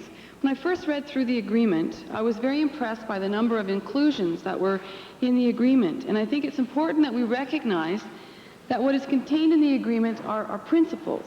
And they are the very foundation that I believe that we can now build upon. I believe it was a tremendous feat that we reached consensus among the provincial leaders, the territorial leaders, the Aboriginal leaders, all of those people who were involved in this negotiation process. Because not only, Mr. Speaker, was consensus achieved, but compromises were made on behalf of all Canadians. No one received exactly what they wanted, Mr. Speaker, but that is what negotiations are all about. And I will admit, Mr. Speaker, that I was a bit concerned in the initial stages of the negotiations, because what it seemed was happening to me was what was prevalent in those negotiations in the beginning was that we heard Alberta wanted such and such, Quebec wanted such and such, Ontario wanted such and such, and it seemed to me at that particular time, Mr. Speaker, that no one was really speaking on behalf of Canada. But I think things changed, and I do believe that the outcome was very positive indeed for Canadians. And as some members in the Assembly have said, in fact, it was a miracle. Everyone compromised, and I believe that that compromise resulted in a consensus that was only achieved because each leader showed respect and understanding towards one another during those negotiations. To this, I am thankful to the Premier and to the Deputy Premier for their cooperative spirit in which they participated on behalf of all Albertans and on behalf of all Canadians. Mr. Speaker, the principles outlined in this agreement, I believe, are crucial principles in unifying our country and building a strong Canada. I hope that all the provinces and all the territorial governments and the federal government respect these principles and take them very seriously. There are many components of the agreement, and it's obvious that we can't get into each one specifically, but I'm very encouraged, Mr. Speaker, to see the policy objectives laid out in the agreement in relation to the social union. For example, we see in this agreement we have given recognition and a commitment to a universal, publicly administered, accessible healthcare system for Canadians. I think this is very important. We see a commitment to provide high-quality primary and secondary education to the citizens of this country. We see in the section under the social union that we will protect the rights of workers to organize and bargain collectively. And, Mr. Speaker, we will provide adequate social services and benefits to Canadians in areas such as housing, food, and other basic necessities. Mr. Speaker, that these objectives that formulate the social union in this particular agreement are a very crucial aspect. The national social programs in this country, I believe, differentiate us from other countries, and certainly attributes to the pride that I feel as a Canadian. Also contained in the agreement, Mr. Speaker, is the economic union, in which one objective, I believe is important to mention today, is the goal of full employment. I believe that these very important fundamental principles that are outlined in the agreement are extremely crucial, and that all governments must have an obligation to them, and I believe, Mr. Speaker, that this is very encouraging. Mr. Speaker, the Accord recognizes the distinctiveness and uniqueness of Quebec, and we have taken a giant step in recognizing the rights of our Aboriginal people. Mr. Speaker, we achieved a reformed Senate, This was very important to many Albertans, more important to some than to others, I will admit. And some feel, Mr. Speaker, that we should abolish the Senate. Some feel that it's not as effective as it could be or should be. And some feel very strongly that we need gender parity in our Senate. I strongly agree, Mr. Speaker, that we do need gender parity, gender equity, and I think that the new Senate needs to reflect the true makeup of our population. And I will remind members that women did not get the vote, did not become persons, or legally become persons, by accepting the status quo and simply saying that if we hang in there long enough, things will change. Did not happen that way, Mr. Speaker. If we believe in equality, we must be proactive. And I believe we had a golden opportunity to take a bold step to ensuring gender equality within the Senate, a step which I feel is absolutely one that we should have taken. But, Mr. Speaker, having said that, I realize that we do have a reformed Senate. It's much improved, new and improved over what we had before in the past. However, I would like to see the equality achieved, and I am sure that, no doubt, with time, as some members have suggested, we will reach equality. But I would like to see it in my day, Mr. Speaker, and I don't believe that I will live to be 300 years old. And if time tells the story, we know that we've progressed very slowly in this area. Mr. Speaker, initially I was concerned with the devolution of powers to the provinces, but as I considered the various areas that became exclusive provincial jurisdictions, I realized that they are areas that potentially are duplication of services, such as recreation, tourism, training, housing. They're all outlined in the Accord. I do not believe, though, that we should see this as an opportunity to abrogate on our responsibilities in these areas. And as a matter of fact, if in fact federal involvement decreases in these areas, I believe that the provincial governments have got to increase their involvement in these areas. And I do know that individuals involved in various areas like housing and agencies involved want and deserve clarification of the implications of the transfer of powers, and I would hope that that would be forthcoming. Mr. Speaker, one concern I think should be raised and has been raised previously in the Assembly is persons with disabilities are requesting a change in the Canada Clause as they want equal and full participation, and I'm very hopeful that that their concerns will be addressed and are being addressed. I understand that what they want is that they want inclusion of their rights in the legal text, and in fact that there is some consideration being given to that as we speak. So hopefully that will be solved.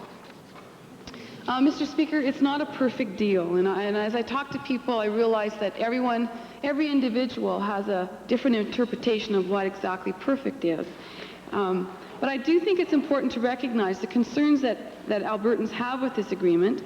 It's important that we present a balanced view of this agreement to Albertans, because I believe that they want us to be fair with them. They want to get the information and they want to decide for themselves. I believe, Mr. Speaker, that this accord is very positive. It's a very positive, major step for all Canadians.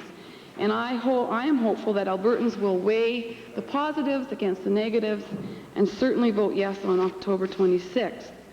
Mr. Speaker, I believe that our country's future is at stake, and I do not believe that we can gamble with the prospect of voting no on October 26th.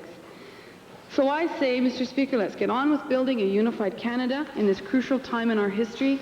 Let's get on with dealing with the serious economic and social issues that we face as Canadians. And I will be doing all that I can to urge Albertans and my constituents to vote yes on October 26th. Thank you.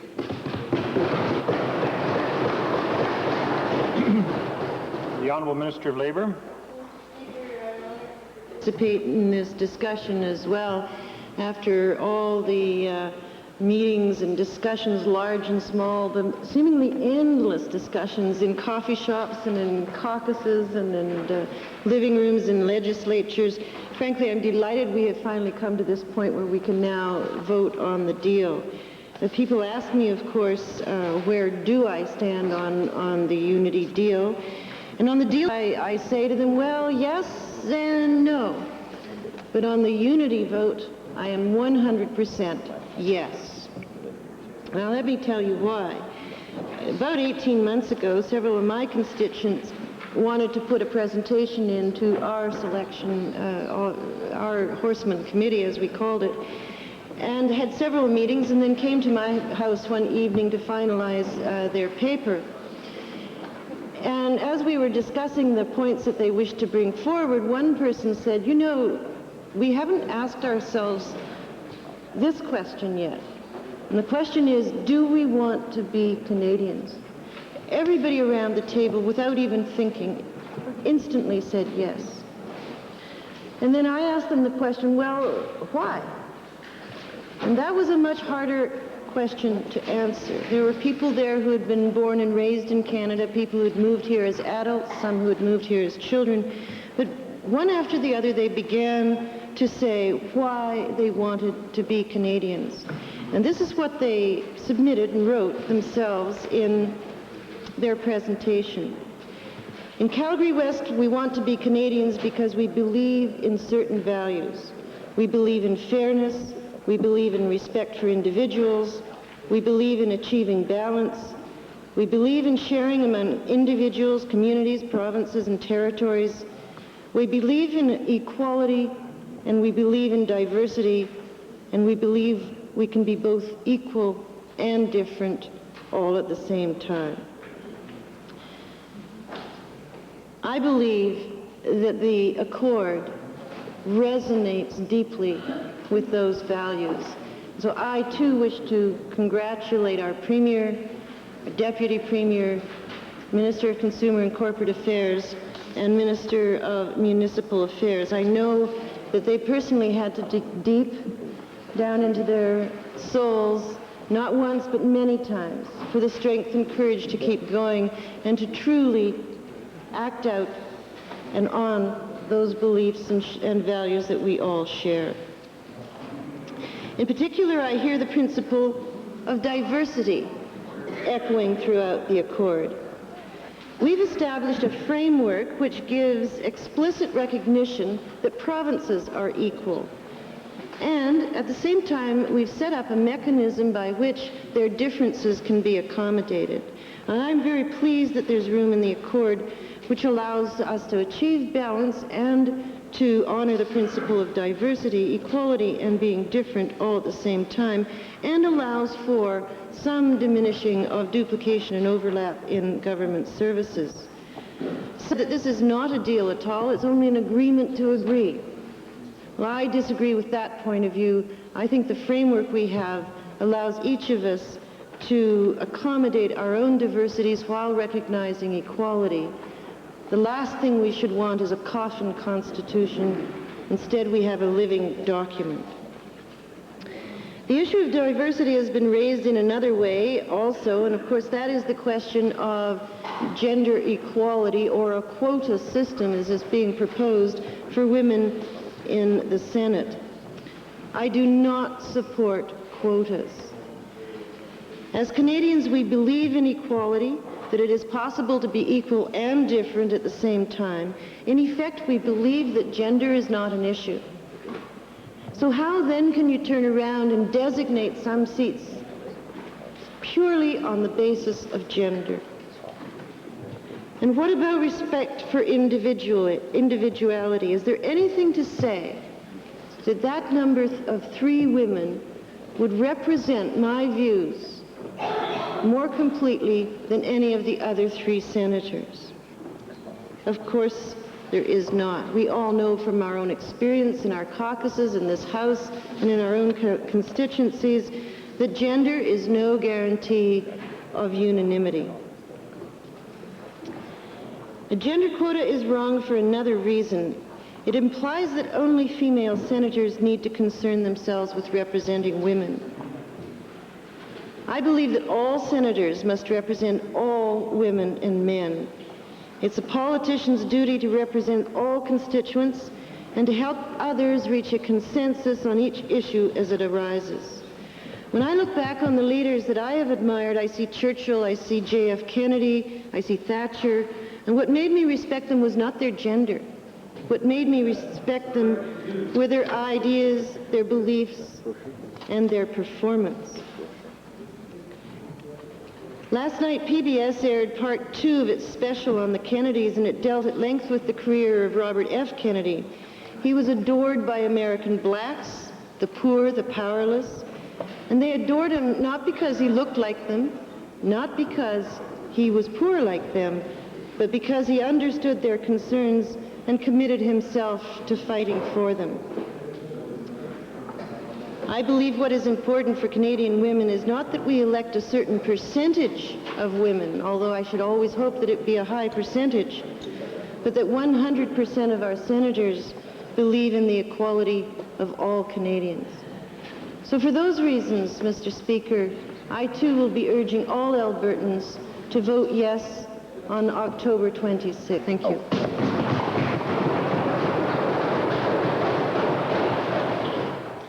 Member for Edmonton Kingsway.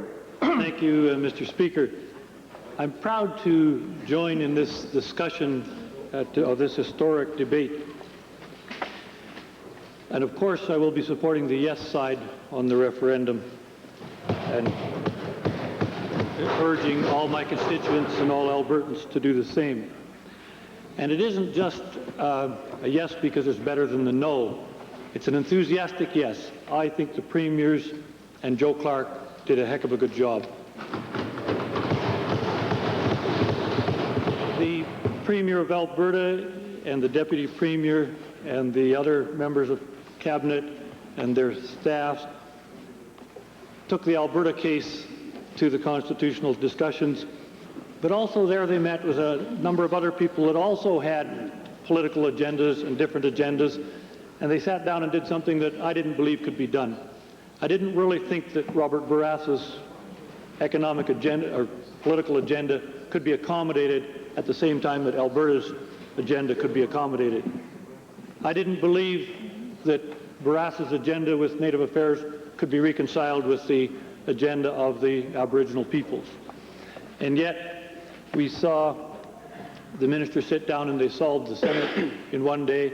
And I said, well, that's fine, great. Can't believe they did it, but I'll be interested to see the details. And then they sat down the next day. I gathered that Mulrooney sicked Bob Ray on Barrassa, and they solved the Native Affairs thing.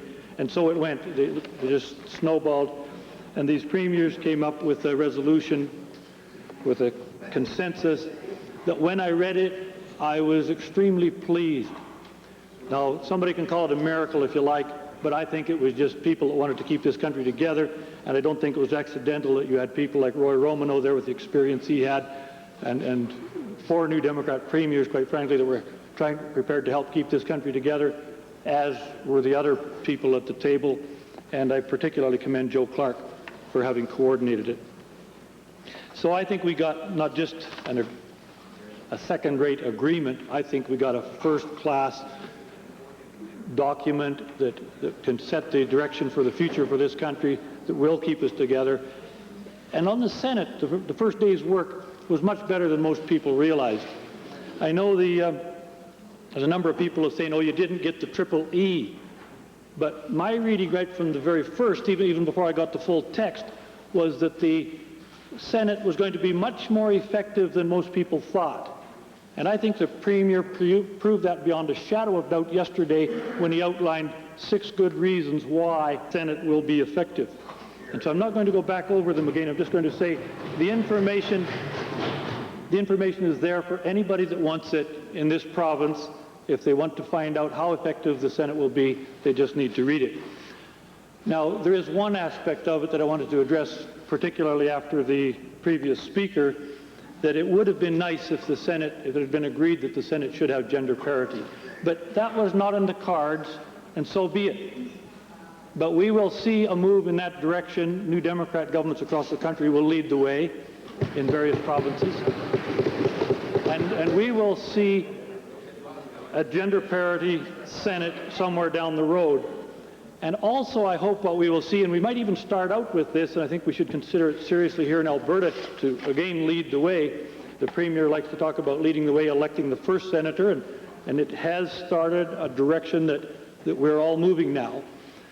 and that is to see some kind of proportional representation in the Senate rather than a straight first past the post for geographic regions. I think that should be considered. And so the Senate will turn out to be quite effective. Some of the other issues of substance that I want to just touch on quickly, of course I'm thrilled that there's a social charter in the Constitution.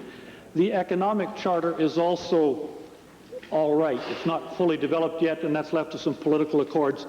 And by the way, on the number of political accords that still have to be worked out that Mr. Manning complains about all the time, I find that quite ridiculous that he should complain. Of course, in a country like this, a democratic country, you have to have discussion and settle problems by having meetings between different levels of government and different groups of people, and so you end up with some political accords. Isn't that the democratic process? And you don't put all of those political decisions into the Constitution. What we've got in the Constitution is good basic agreements that should be in the Constitution, and with some prescriptions that say certain other matters will be settled by political accords, which is exactly what they should be. And the fact that we haven't nailed them down in the Constitution is not a problem. It's in fact a plus, because lots of things change as the society changes, and you can't have a Constitution that is so rigid that you can't change it down the road. But I wanted to say on the economic side a couple of points. I agreed with a lot of the things that the member from Meadowlark said earlier about the importance of the economic union that we have, and the Constitution perhaps didn't deal with those in great detail. I was very proud to see that we were able to get the words full employment in as a goal. I think that's great. There were a number of other points that were okay too, and they've been covered, so I won't talk about them. But a couple of things that weren't in there that is equally important as far as I'm concerned. For example, the federal government originally wanted to put in a statement that would say that the governor of the Bank of Canada would only concern himself with inflation when setting the interest rates in this country, and not be concerned about the state of the economy and how much unemployment there might be. And I think one of the great processes or abilities of the group of people that came up with this document was to know which divisive things that were not essential had to be set aside, rather than continue to beat your head on a brick wall knowing you're not going to get agreement. And they set those aside and got the agreement on those things that could be agreed upon. And I'm really glad that one got set aside, because I don't agree with that as an economic policy or a monetary policy. There was another aspect of the monetary agreement that they wanted to push also, and that was that the federal government would set the tone of the kind of monetary and fiscal policy that the country should have, and all provinces would sort of have to fall in line. Well, now clearly, if that were the case, when you have a federal government, even though a couple of years later, after they got us into this recession with their high interest rate policies, even though they realized the error of their ways last spring when they brought in their budget and would like to have been able to stimulate the economy, they could not, because they got this huge, huge deficit.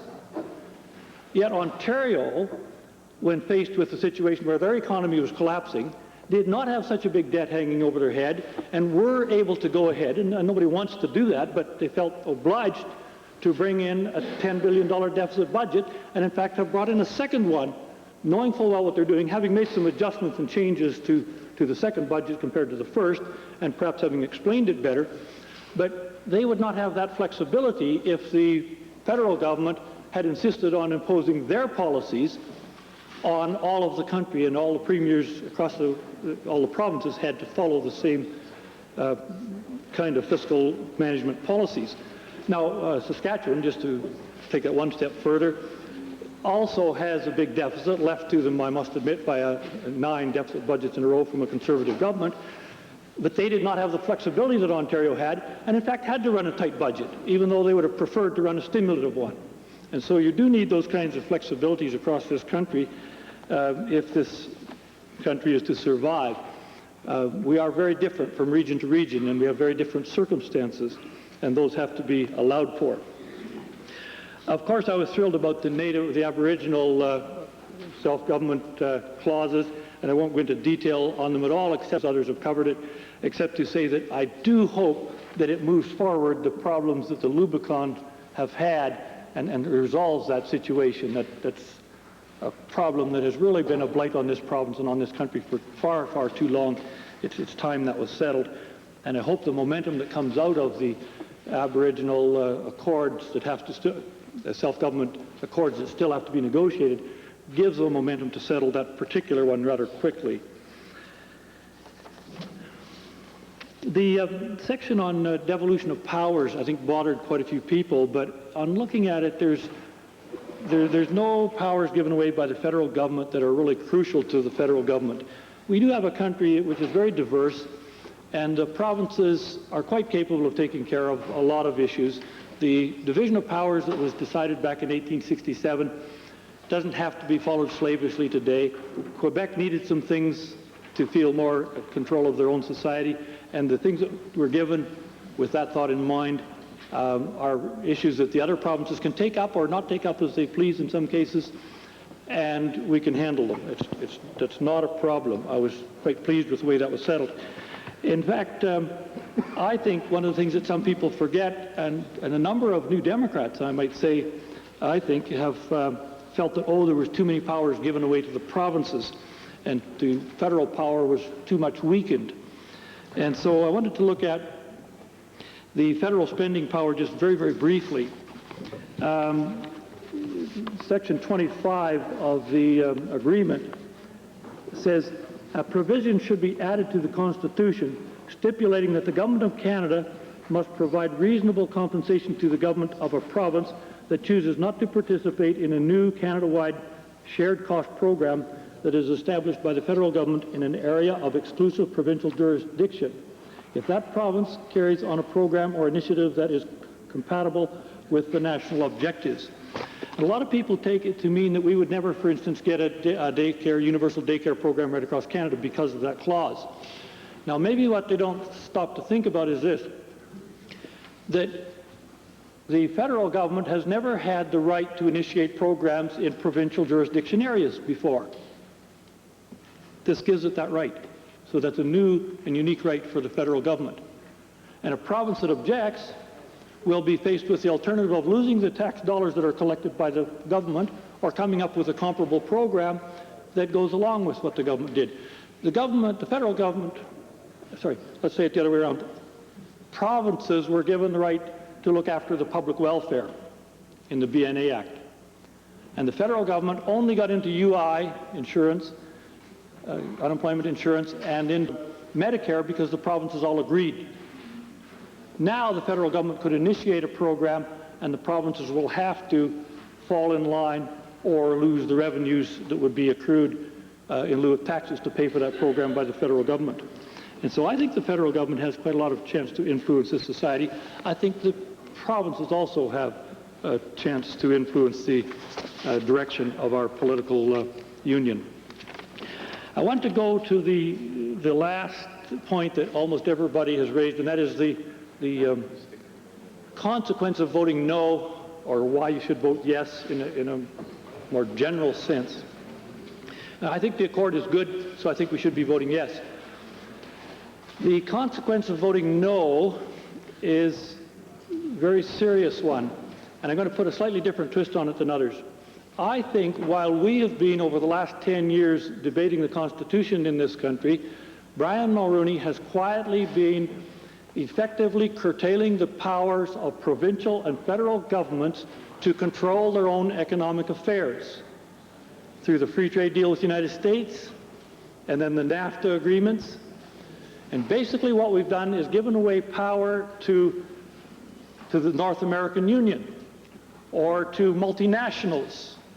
We have basically deregulated and said whatever the companies want to do, that's fine by us. Now, we've seen the consequences of that in energy, for example, and finally now we have the minister scrambling to try to figure out how to re-regulate the energy industry. And so the consequences of that are really serious. It seems to me then that a no vote will probably mean that Quebec will go. If Quebec goes, then this economic union that we've entered into with the United States and are now entering into with Mexico will mean that Canada lasts as a nation about another 20 years, and then we will become American citizens because this country will fall apart. If, on the other hand, we vote yes and the Constitution is settled for the time being, we can turn our attention to economic matters and to those free trade agreements, and you will find that the federal government has already decided to spend over $3 billion propagandizing this country about what a wonderful things the free trade deal is doing for us, and so that is going to be the next big political fight. And if we say yes and settle our constitutional problems, we can turn our attention then to these economic matters, and perhaps this country will survive 40 or 50 years unless we come to realize that if we are going to protect our sovereignty, we really do have to protect our economic sovereignty, or we will not have our political sovereignty forever in this country. Most of us know that we want to build a different society in this country than what the Americans are building. And if you vote yes on this constitutional agreement, then we will have some chance of doing that. If we vote no, then I have real fear for the future of our country. So therefore, we should all vote yes on the Constitution. The Honourable Member, the Honourable Minister of Public Works, Supply and Services.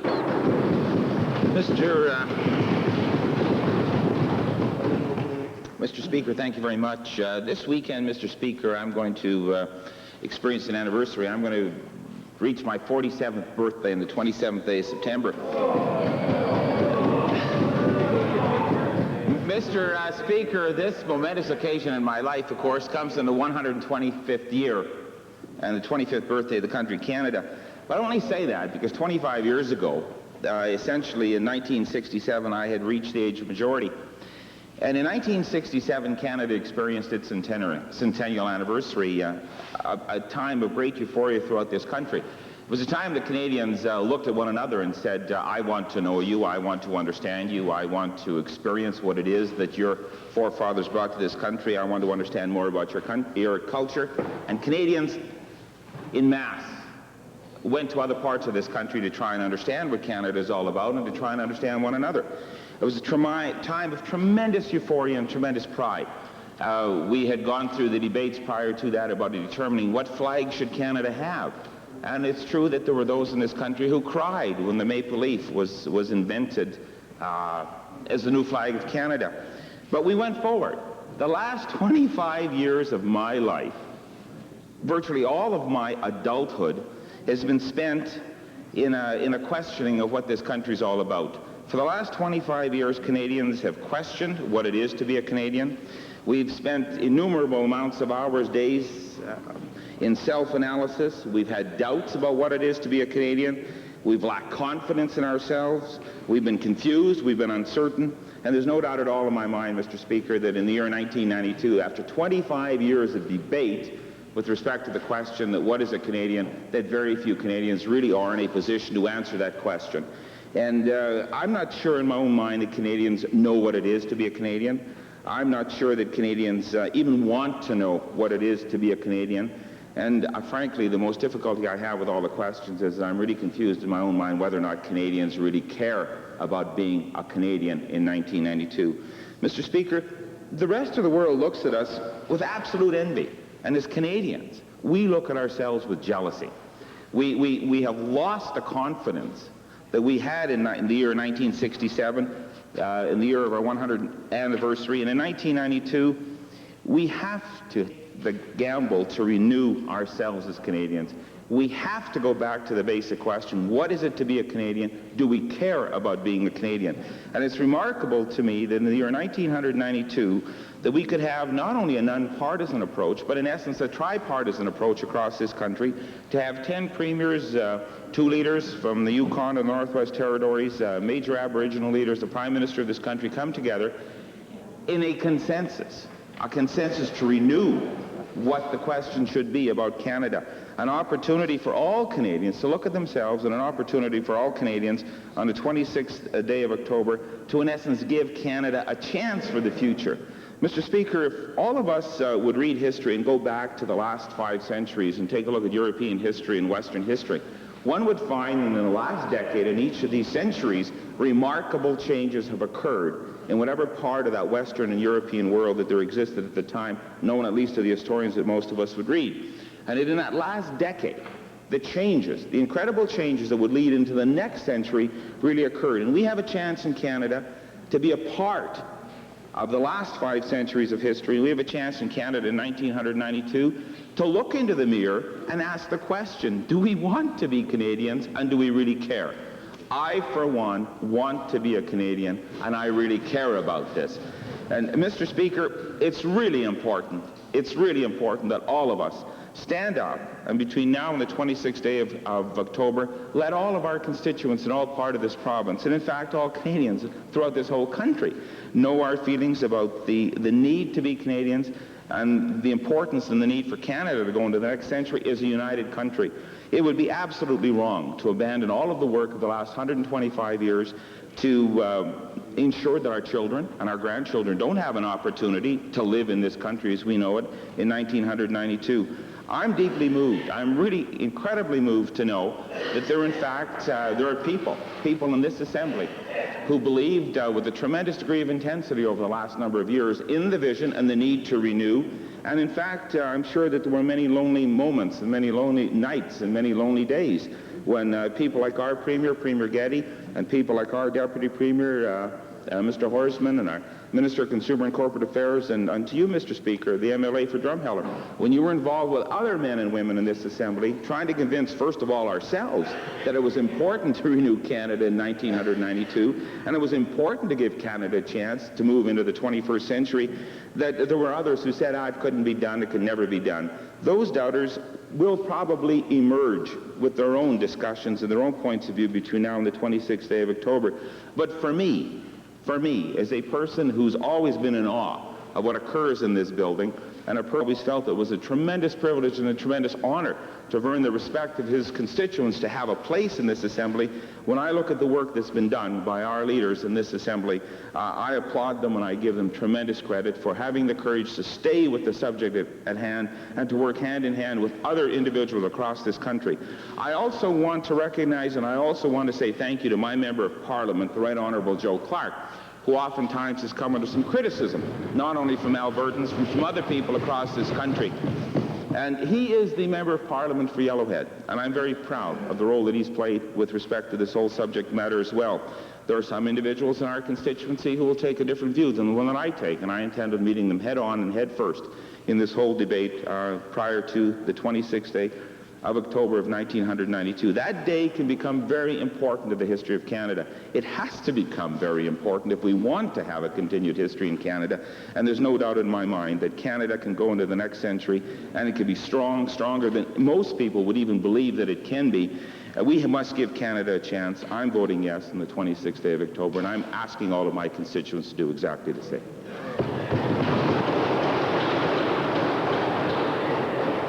The Honourable Premier to conclude debate. Thank you, Mr. Speaker.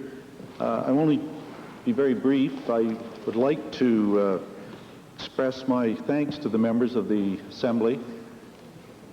I felt that they, in a way, rose to the challenge of this issue, and I think the debate has been of exceptionally high quality, and I only wish, as many Albertans could have the advice and thoughts that have been expressed by the members of this Assembly on this issue.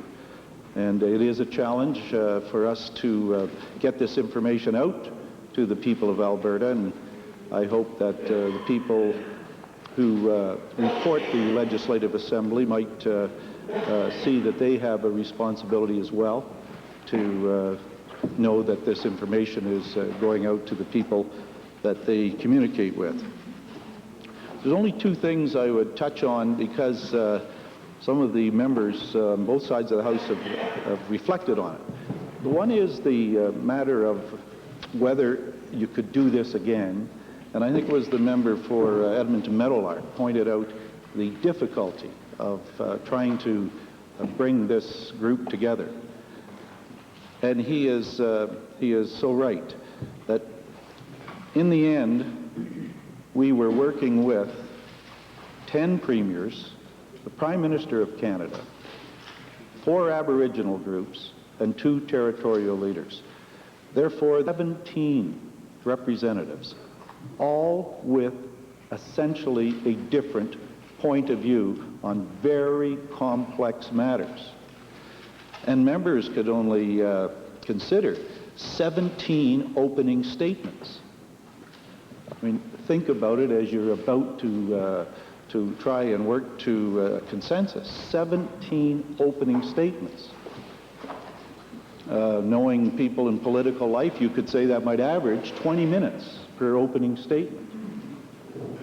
340 minutes of opening statements.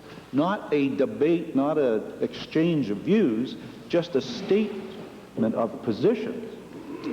And then to think of trying to bring all of those relatively rigid, different positions, expressed in so many different ways, in different languages, all together. And at the time, you would just shake your head and then say, well, let's try, let's start to do it. And one other thing to think about is in those meetings at the beginning, there was distrust, there was suspicion, there was fear, there was shyness, there was awkwardness, there was problems with language, and there was a general sense of not knowing one another and not knowing how to work together.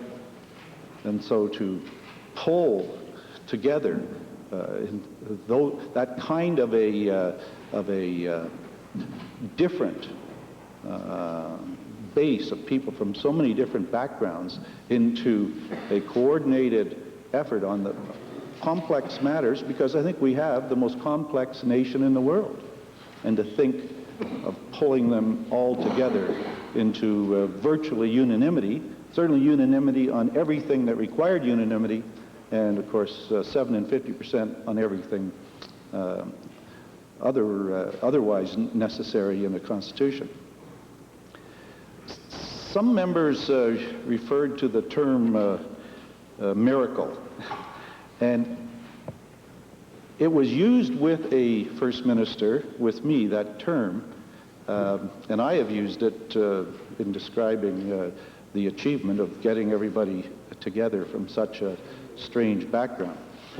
Like, remember, it was a particularly black day, a low day in negotiations. We're in Ottawa, and everybody felt that we had now hit the wall. It was failure. And that and we broke up with that sense, and it only remained to gather together the next day to confirm the failure. And as you can imagine, it's one of those lonely moments that the member from Edmonton, from Barrhead mentioned.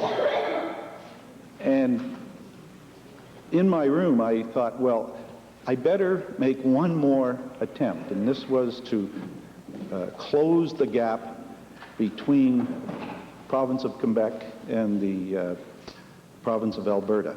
One more attempt. And had my secretary attempt to find Premier Bourassa. And in fact, it was difficult because he had checked out. And when a premier, in a key moment of a low day like that, checks out of his hotel room, a lot of rumors and people start to think, well, then it really is over. But he had moved to another hotel. It happened to be in Hull, and it was on a park, a large park. Forget the name of the hotel. But it was late at night, and he was sitting there staring out at the dark. You can imagine if you're on a park, and it's different than most hotels in Ottawa, but he was staring out at quite as he described it, quite just a black landscape. But he said, Don, it's quiet. And I moved because I had to get away and think about what happened today. And so I talked to him about, did he realize how firm, how, I guess, rigid was his term, Alberta felt on the matter of equal provinces. Because if he did, and I didn't want to leave miscommunications by anything I said or anything any member of our staff said to one another, but that this was an absolute bottom line now. We were no longer talking about negotiations, that this was equal, was essential. And he was reflecting about the fact that the concept of two nations, and that it just was irreconcilable with the idea of 10 equal provinces. And I was frustrated, and I said to him then, why did you come to the meeting? Did you come to the meeting? Because I've told you, and we're friends, we've worked together for years. Why would you come? Because there's going to be a failure. And the frustration for me is that Quebec would have publicly, again, been experiencing a failure in a full First Minister's conference. The 1982, the Beach Lake, and now again. And I remember we talked well into the night, and then he said, I'll tell you, Norman, let's both go to sleep, and let's hope for a miracle. And that fact's been mentioned by several members here in this debate. Well, the next day, we were able, in the lowest point in our negotiations, to find a way to reach out to Quebec and give them the sense that we badly wanted them to stay and be part of the future of Canada. And they, in turn, were looking for such a signal, and they reached out towards Alberta. And my colleague, the Deputy Premier at the moment, it happened in so quickly and almost in an offhand kind of a moment in very intense debate. But the Premier of Quebec said it, and we immediately moved to confirm it. And at that moment, I knew we'd had the breakthrough.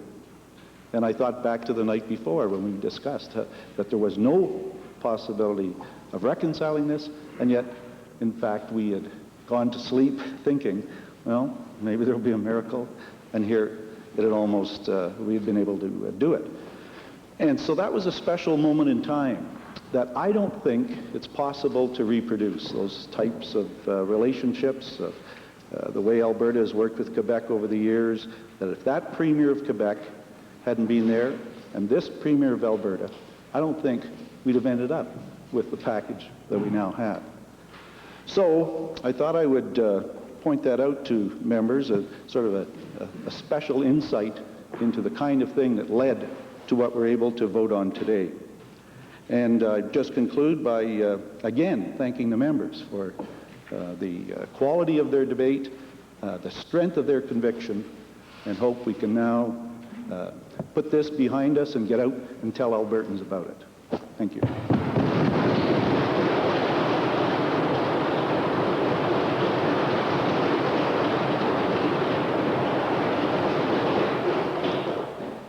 On the motion as proposed by the Honourable Premier, those members in favour of the motion, please say aye. Aye. Those opposed, please say no. The motion carries unanimously. Call in the members.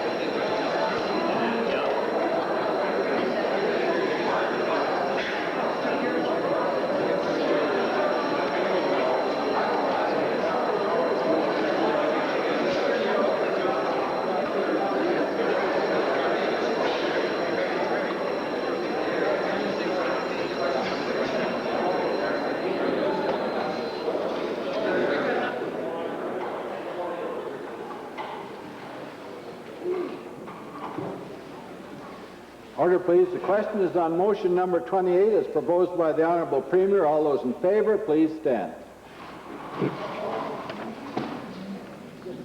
Honorable Mr. Getty.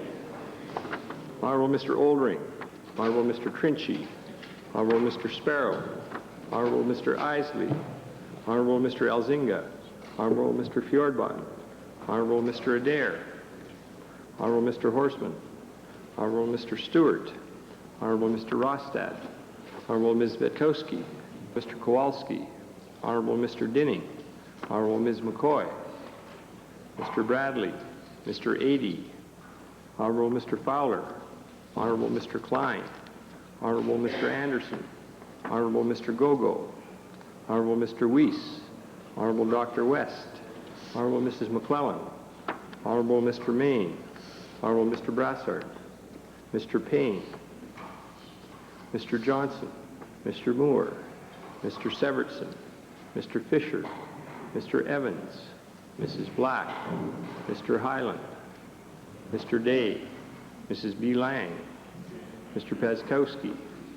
Mr. McFarland. Mr. Cardinal. Mr. Lund. Mr. Shrake. Mr. Tanis. Ms. Callahazen. Dr. Elliott. Mr. Hawksworth. Mr. Martin. Ms. Melsness. Mr. McInnes. Mrs. Hughes. Mr. Mitchell. Mr. Dixon. Mrs. Gagnon. Ms. M. Lang. Mr. Wasiak. Mr. Sigurdsson. Mr. Pashak. Mr. Clegg. Mr. Zaruski. Mrs. Myrosh. Mr. Thurber. Mr. Drobot. Mr. Musgrove. Reverend Mr. Roberts. Mr. Doyle. Mr. McEachern. Mr. Taylor. Mr. Brusiker. Those opposed to the motion, please rise. Let the record show that the Assembly has passed this motion unanimously.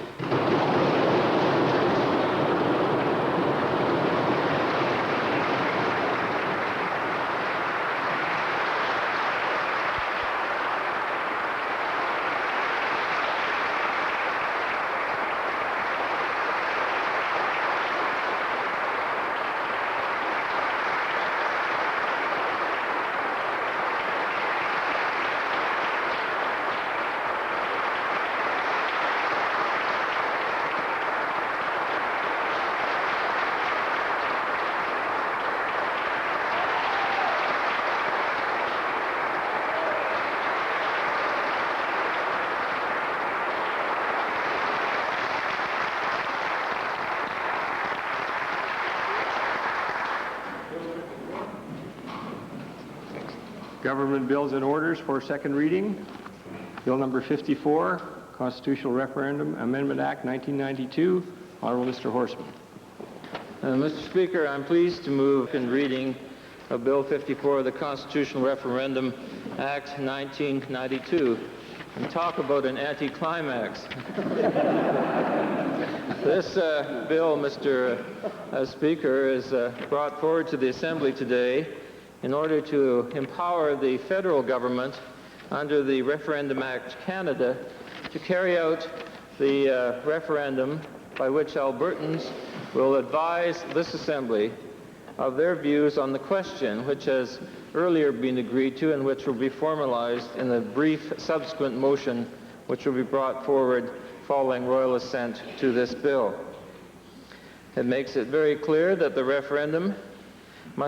question must be acceptable to the members of this Assembly. We've already made that absolutely clear. Secondly, that the referendum must be held before the resolution authorizing the amendment to the Constitution is voted on in this Assembly, and the result of the referendum is determined by the majority of ballots cast in Alberta as binding on the Government of Alberta, which shall, as soon as practicable, take whatever steps within its competence that it considers necessary or advisable to implement that result.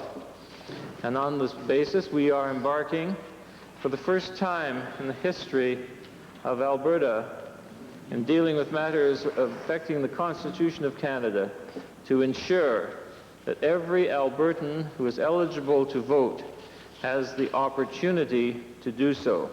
And thereby, it is absolutely certain that the power rests in the hands of the people, and we, as servants of the people, will carry out their wishes in true democratic fashion contemplated in the original act, which we brought forward in the spring sitting of this House.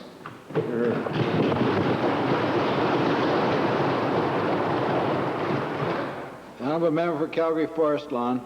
Mr. Speaker, I'd just like to report to the Assembly that our caucus supports Bill 54. During the debate on the original Referendum Act, I expressed some reservations. I indicated that it was important that we have a clear, concise question, and I think that we've just approved a clear, concise question, so that concern has been alleviated. The second concern was had to do with limits on spending. And when I raised these issues during the debate on the Referendum Act, I was assured that we'd have regulations in place that would deal with these issues. I know we don't have those regulations in place because we're not going to be bound by provincial regulations when it comes to the conduct of this referendum. However, I do still have some concerns in this area, and when we move into committee, I'll present those questions to the Minister at that time. Honourable member for Edmonton Goldbar. Mr. Speaker, thank you. Just like to report to the House that the Liberal caucus supports this amendment wholeheartedly, as we did the bill in the spring of this year. The honourable member for Edmonton Beverly. Thank you, Mr. Speaker. I too want to rise and express my support for the amendment, and of course with the motion we just dealt with before this matter came before us. And in speaking to the amendment, Mr. Speaker, I'd like to quote from an article that I have here written by Arthur V. Moreau, who I think addresses makes statement that I think really kind of addresses the issue that we are dealing with today. And if I, with your permission, I'd like to read it into the record, Mr. Speaker. And it talks about on being a Canadian. This is something that the Minister of Public Works, Supply and Services spoke about us being as Canadians and what the responsibility we have as Canadians. And I think this article sort of addresses that particular area. It says, I am the son of immigrants. When my grandparents and parents arrived in this country, Canada did not ask what language they spoke, whether they favored French or English, whether their loyalties would be to a specific province or region. They were asked to make this land their home and make their best and do their best to make the nation a little better. For this commitment, Canada offered freedom, equality before the law, and opportunity for a better life than they had before. Both parties honored these covenants. I have been the beneficiary of this covenant. I have had, and I have, an obligation to my grandchildren that they too will have the opportunity to live in a country culturally divisive and unified in purpose. I am doubtfully concerned today, however, because in recent years a corrosive anger has developed across this country. No longer do we talk of compromise or conciliation, but rather confrontation. This negativism should concern all of us as Canadians. Every day we see another addition to our litany of complaints. But when someone speaks out for what we stand for as well as what we are against, when will we begin to acknowledge the freedom, the opportunity, the social benefits, the incredible achievements of a young country with a divisive and dispersed population? We have created here in Canada something unique. Perhaps we lack emotion in the expression of a patriotism, but there's less love for the land and the quality of life it has provided. Each of us has an obligation to speak out in defense of this national dream.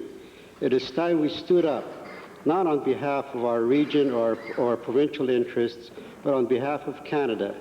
If we fail in this great endeavor, we will stand condemned as the generation that forfeited a nation in pursuit of narrow region or personal interests.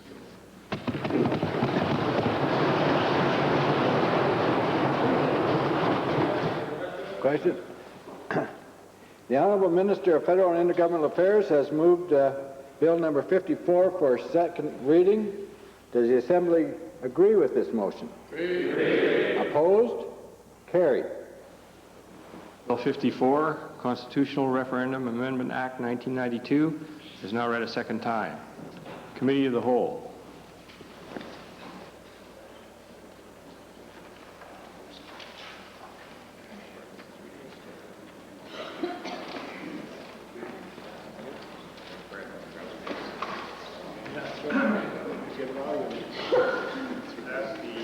Need to please come to order. The committee is considering Bill 54, the Constitutional Referendum Amendment Act of 1992. Are there any comments, questions, or amendments to be offered with respect to this bill? Member for Calgary Forest Lawn. Well, I'm concerned about the possibility that we may not get a yes vote, and it's going to involve a lot of persuasion, I think, on the part of members of the Assembly. And I think there are a number of, there are people out there that are maybe going to vote no for reasons that they've considered their point of view, and they've come to a thought-out position on it. But I think that there's going to be a group out there that may be concerned about politicians these days and what's happening to the economy, and they may express their frustration. But I think there's going to be another group out there who are going to want to feel that both sides in this issue are treated fairly, that both the yes side and the no side are made available to every potential elector. And I know that in the Australian case, that they do send out statements to all electors in referendum, setting out in 2,500 words or less both sides of the argument. I just wonder if the government has any intention to do anything like that in terms of the referendum question. That's the first question I'd like to put to the minister. A second question, I think that would be important to do that, by the way, in the sense that it's really important that people on both sides feel that this election is conducted as fairly as possible, that both sides have a full opportunity to have their voices heard. A second issue is that has to do with spending limits, and I know that this is going to be conducted under the Federal Elections Act, but provisions of the Federal Referendum Act provide for the person that's going to be conducting the Referendum Act federally to modify provisions of the Canada Election Act. And I don't know what sort of limits are going to be placed on either third-party interveners or this kind of thing. I wonder if the minister has any information about that, whether he could tell us whether the federal government is coming down with a set of regulations that would govern just who can spend money, what the total limits will be. I think those are my major concerns, Mr. Chairman. Honourable Deputy Premier. And since we have adopted the federal process for conducting this particular referendum, the federal legislation will govern. And in the Federal Referendum Act, which will govern, there are particular references made in sections 13 to 26 of that legislation, which will deal with restrictions on spending and require the creation of yes or no committees in Canada. They will have to be registered. Contributions will have to be made to those, and they will have to be audited and reported on. Now, this is for any expenditure over $5,000 on either side of the question. And there is a spending limit based on the number of electors in the electoral districts the committee intends to support or oppose the referendum questions, multiplied by 56.4 cents per elector. Now, that, of course, will have to be dealt with under the federal legislation. With respect to the matter of the activities of governments, the Act does not specifically bind the crowns in this country. That is the crown of the federal parliament and of the provincial legislatures. And therefore it is with great care that this government intends to put out the facts on the material in the consensus report, and eventually the full legal text, which I referred to yesterday in the debate on the motion. Those will be made available to those who wish to appease of those. 1-800 numbers are provided by both federal and provincial governments to provide information.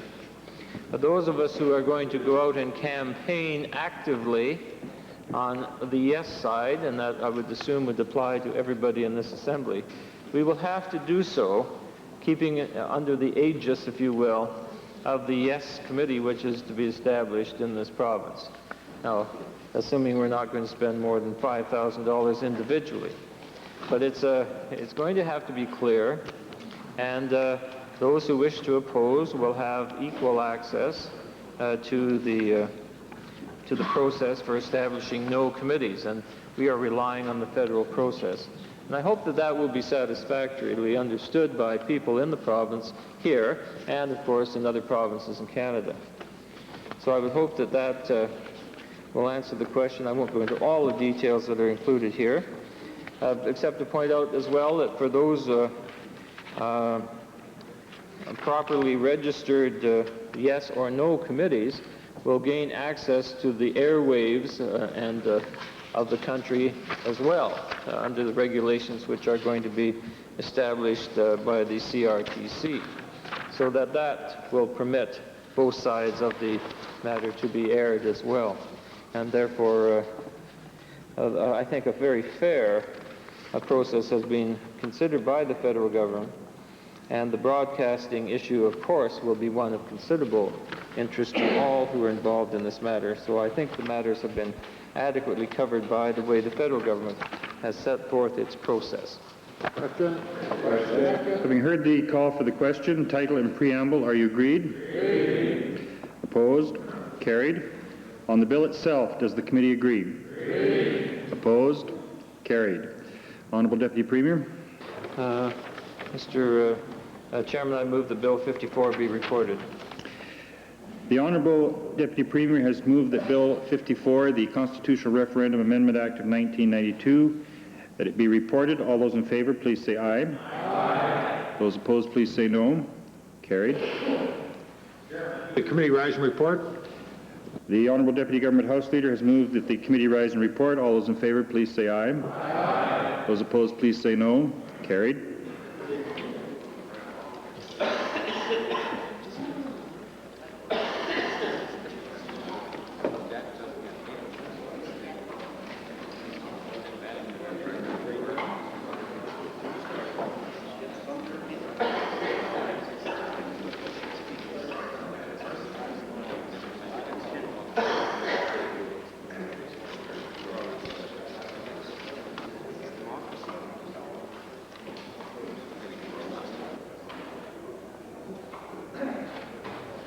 Please, the honourable member for Ponoka-Rimbey.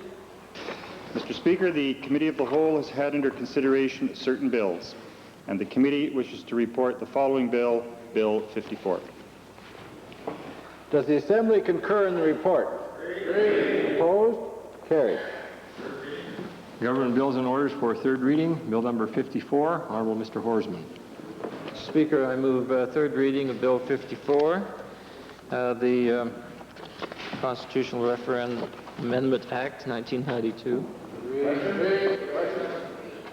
Having heard the call for the question is on for third reading on Bill 54, the Constitutional Referendum Act, 1992. All those in favor, please say aye. Aye. Those opposed, please say no.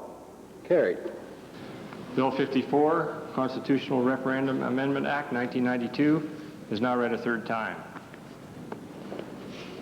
Mr. Speaker, in the interests of very important business today, I would seek the unanimous consent of all members of the Assembly that we now stop the clock.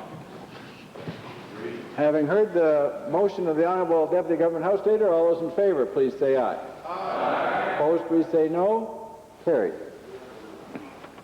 Mr. Speaker, His Honor, the Administrator, Mr. Justice McClung, will now attend upon the Assembly. Sergeant at Arms, admit His Honor the Administrator.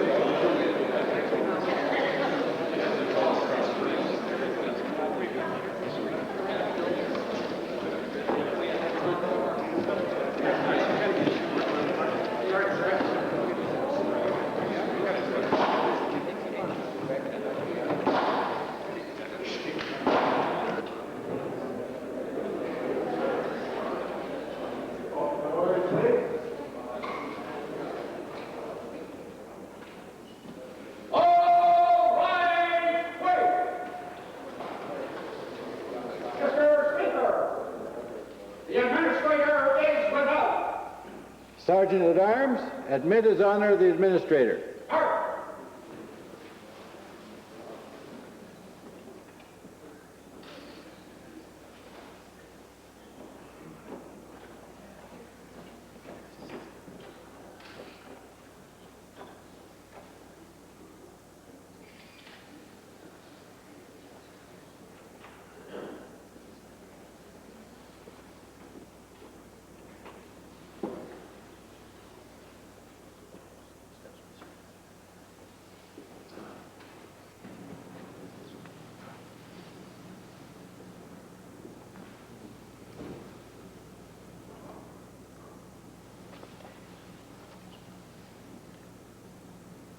Pray be seated.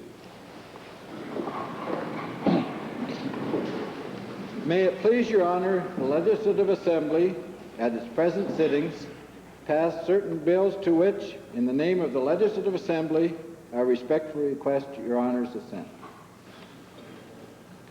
Your Honor, the following is the title of the bill to which Your Honor's assent is prayed. Bill number 54, Constitutional Referendum Amendment Act 1992. This is the bill to which Your Honor's assent is prayed. In Her Majesty's name, His Honor the Administrator doth assent to this bill.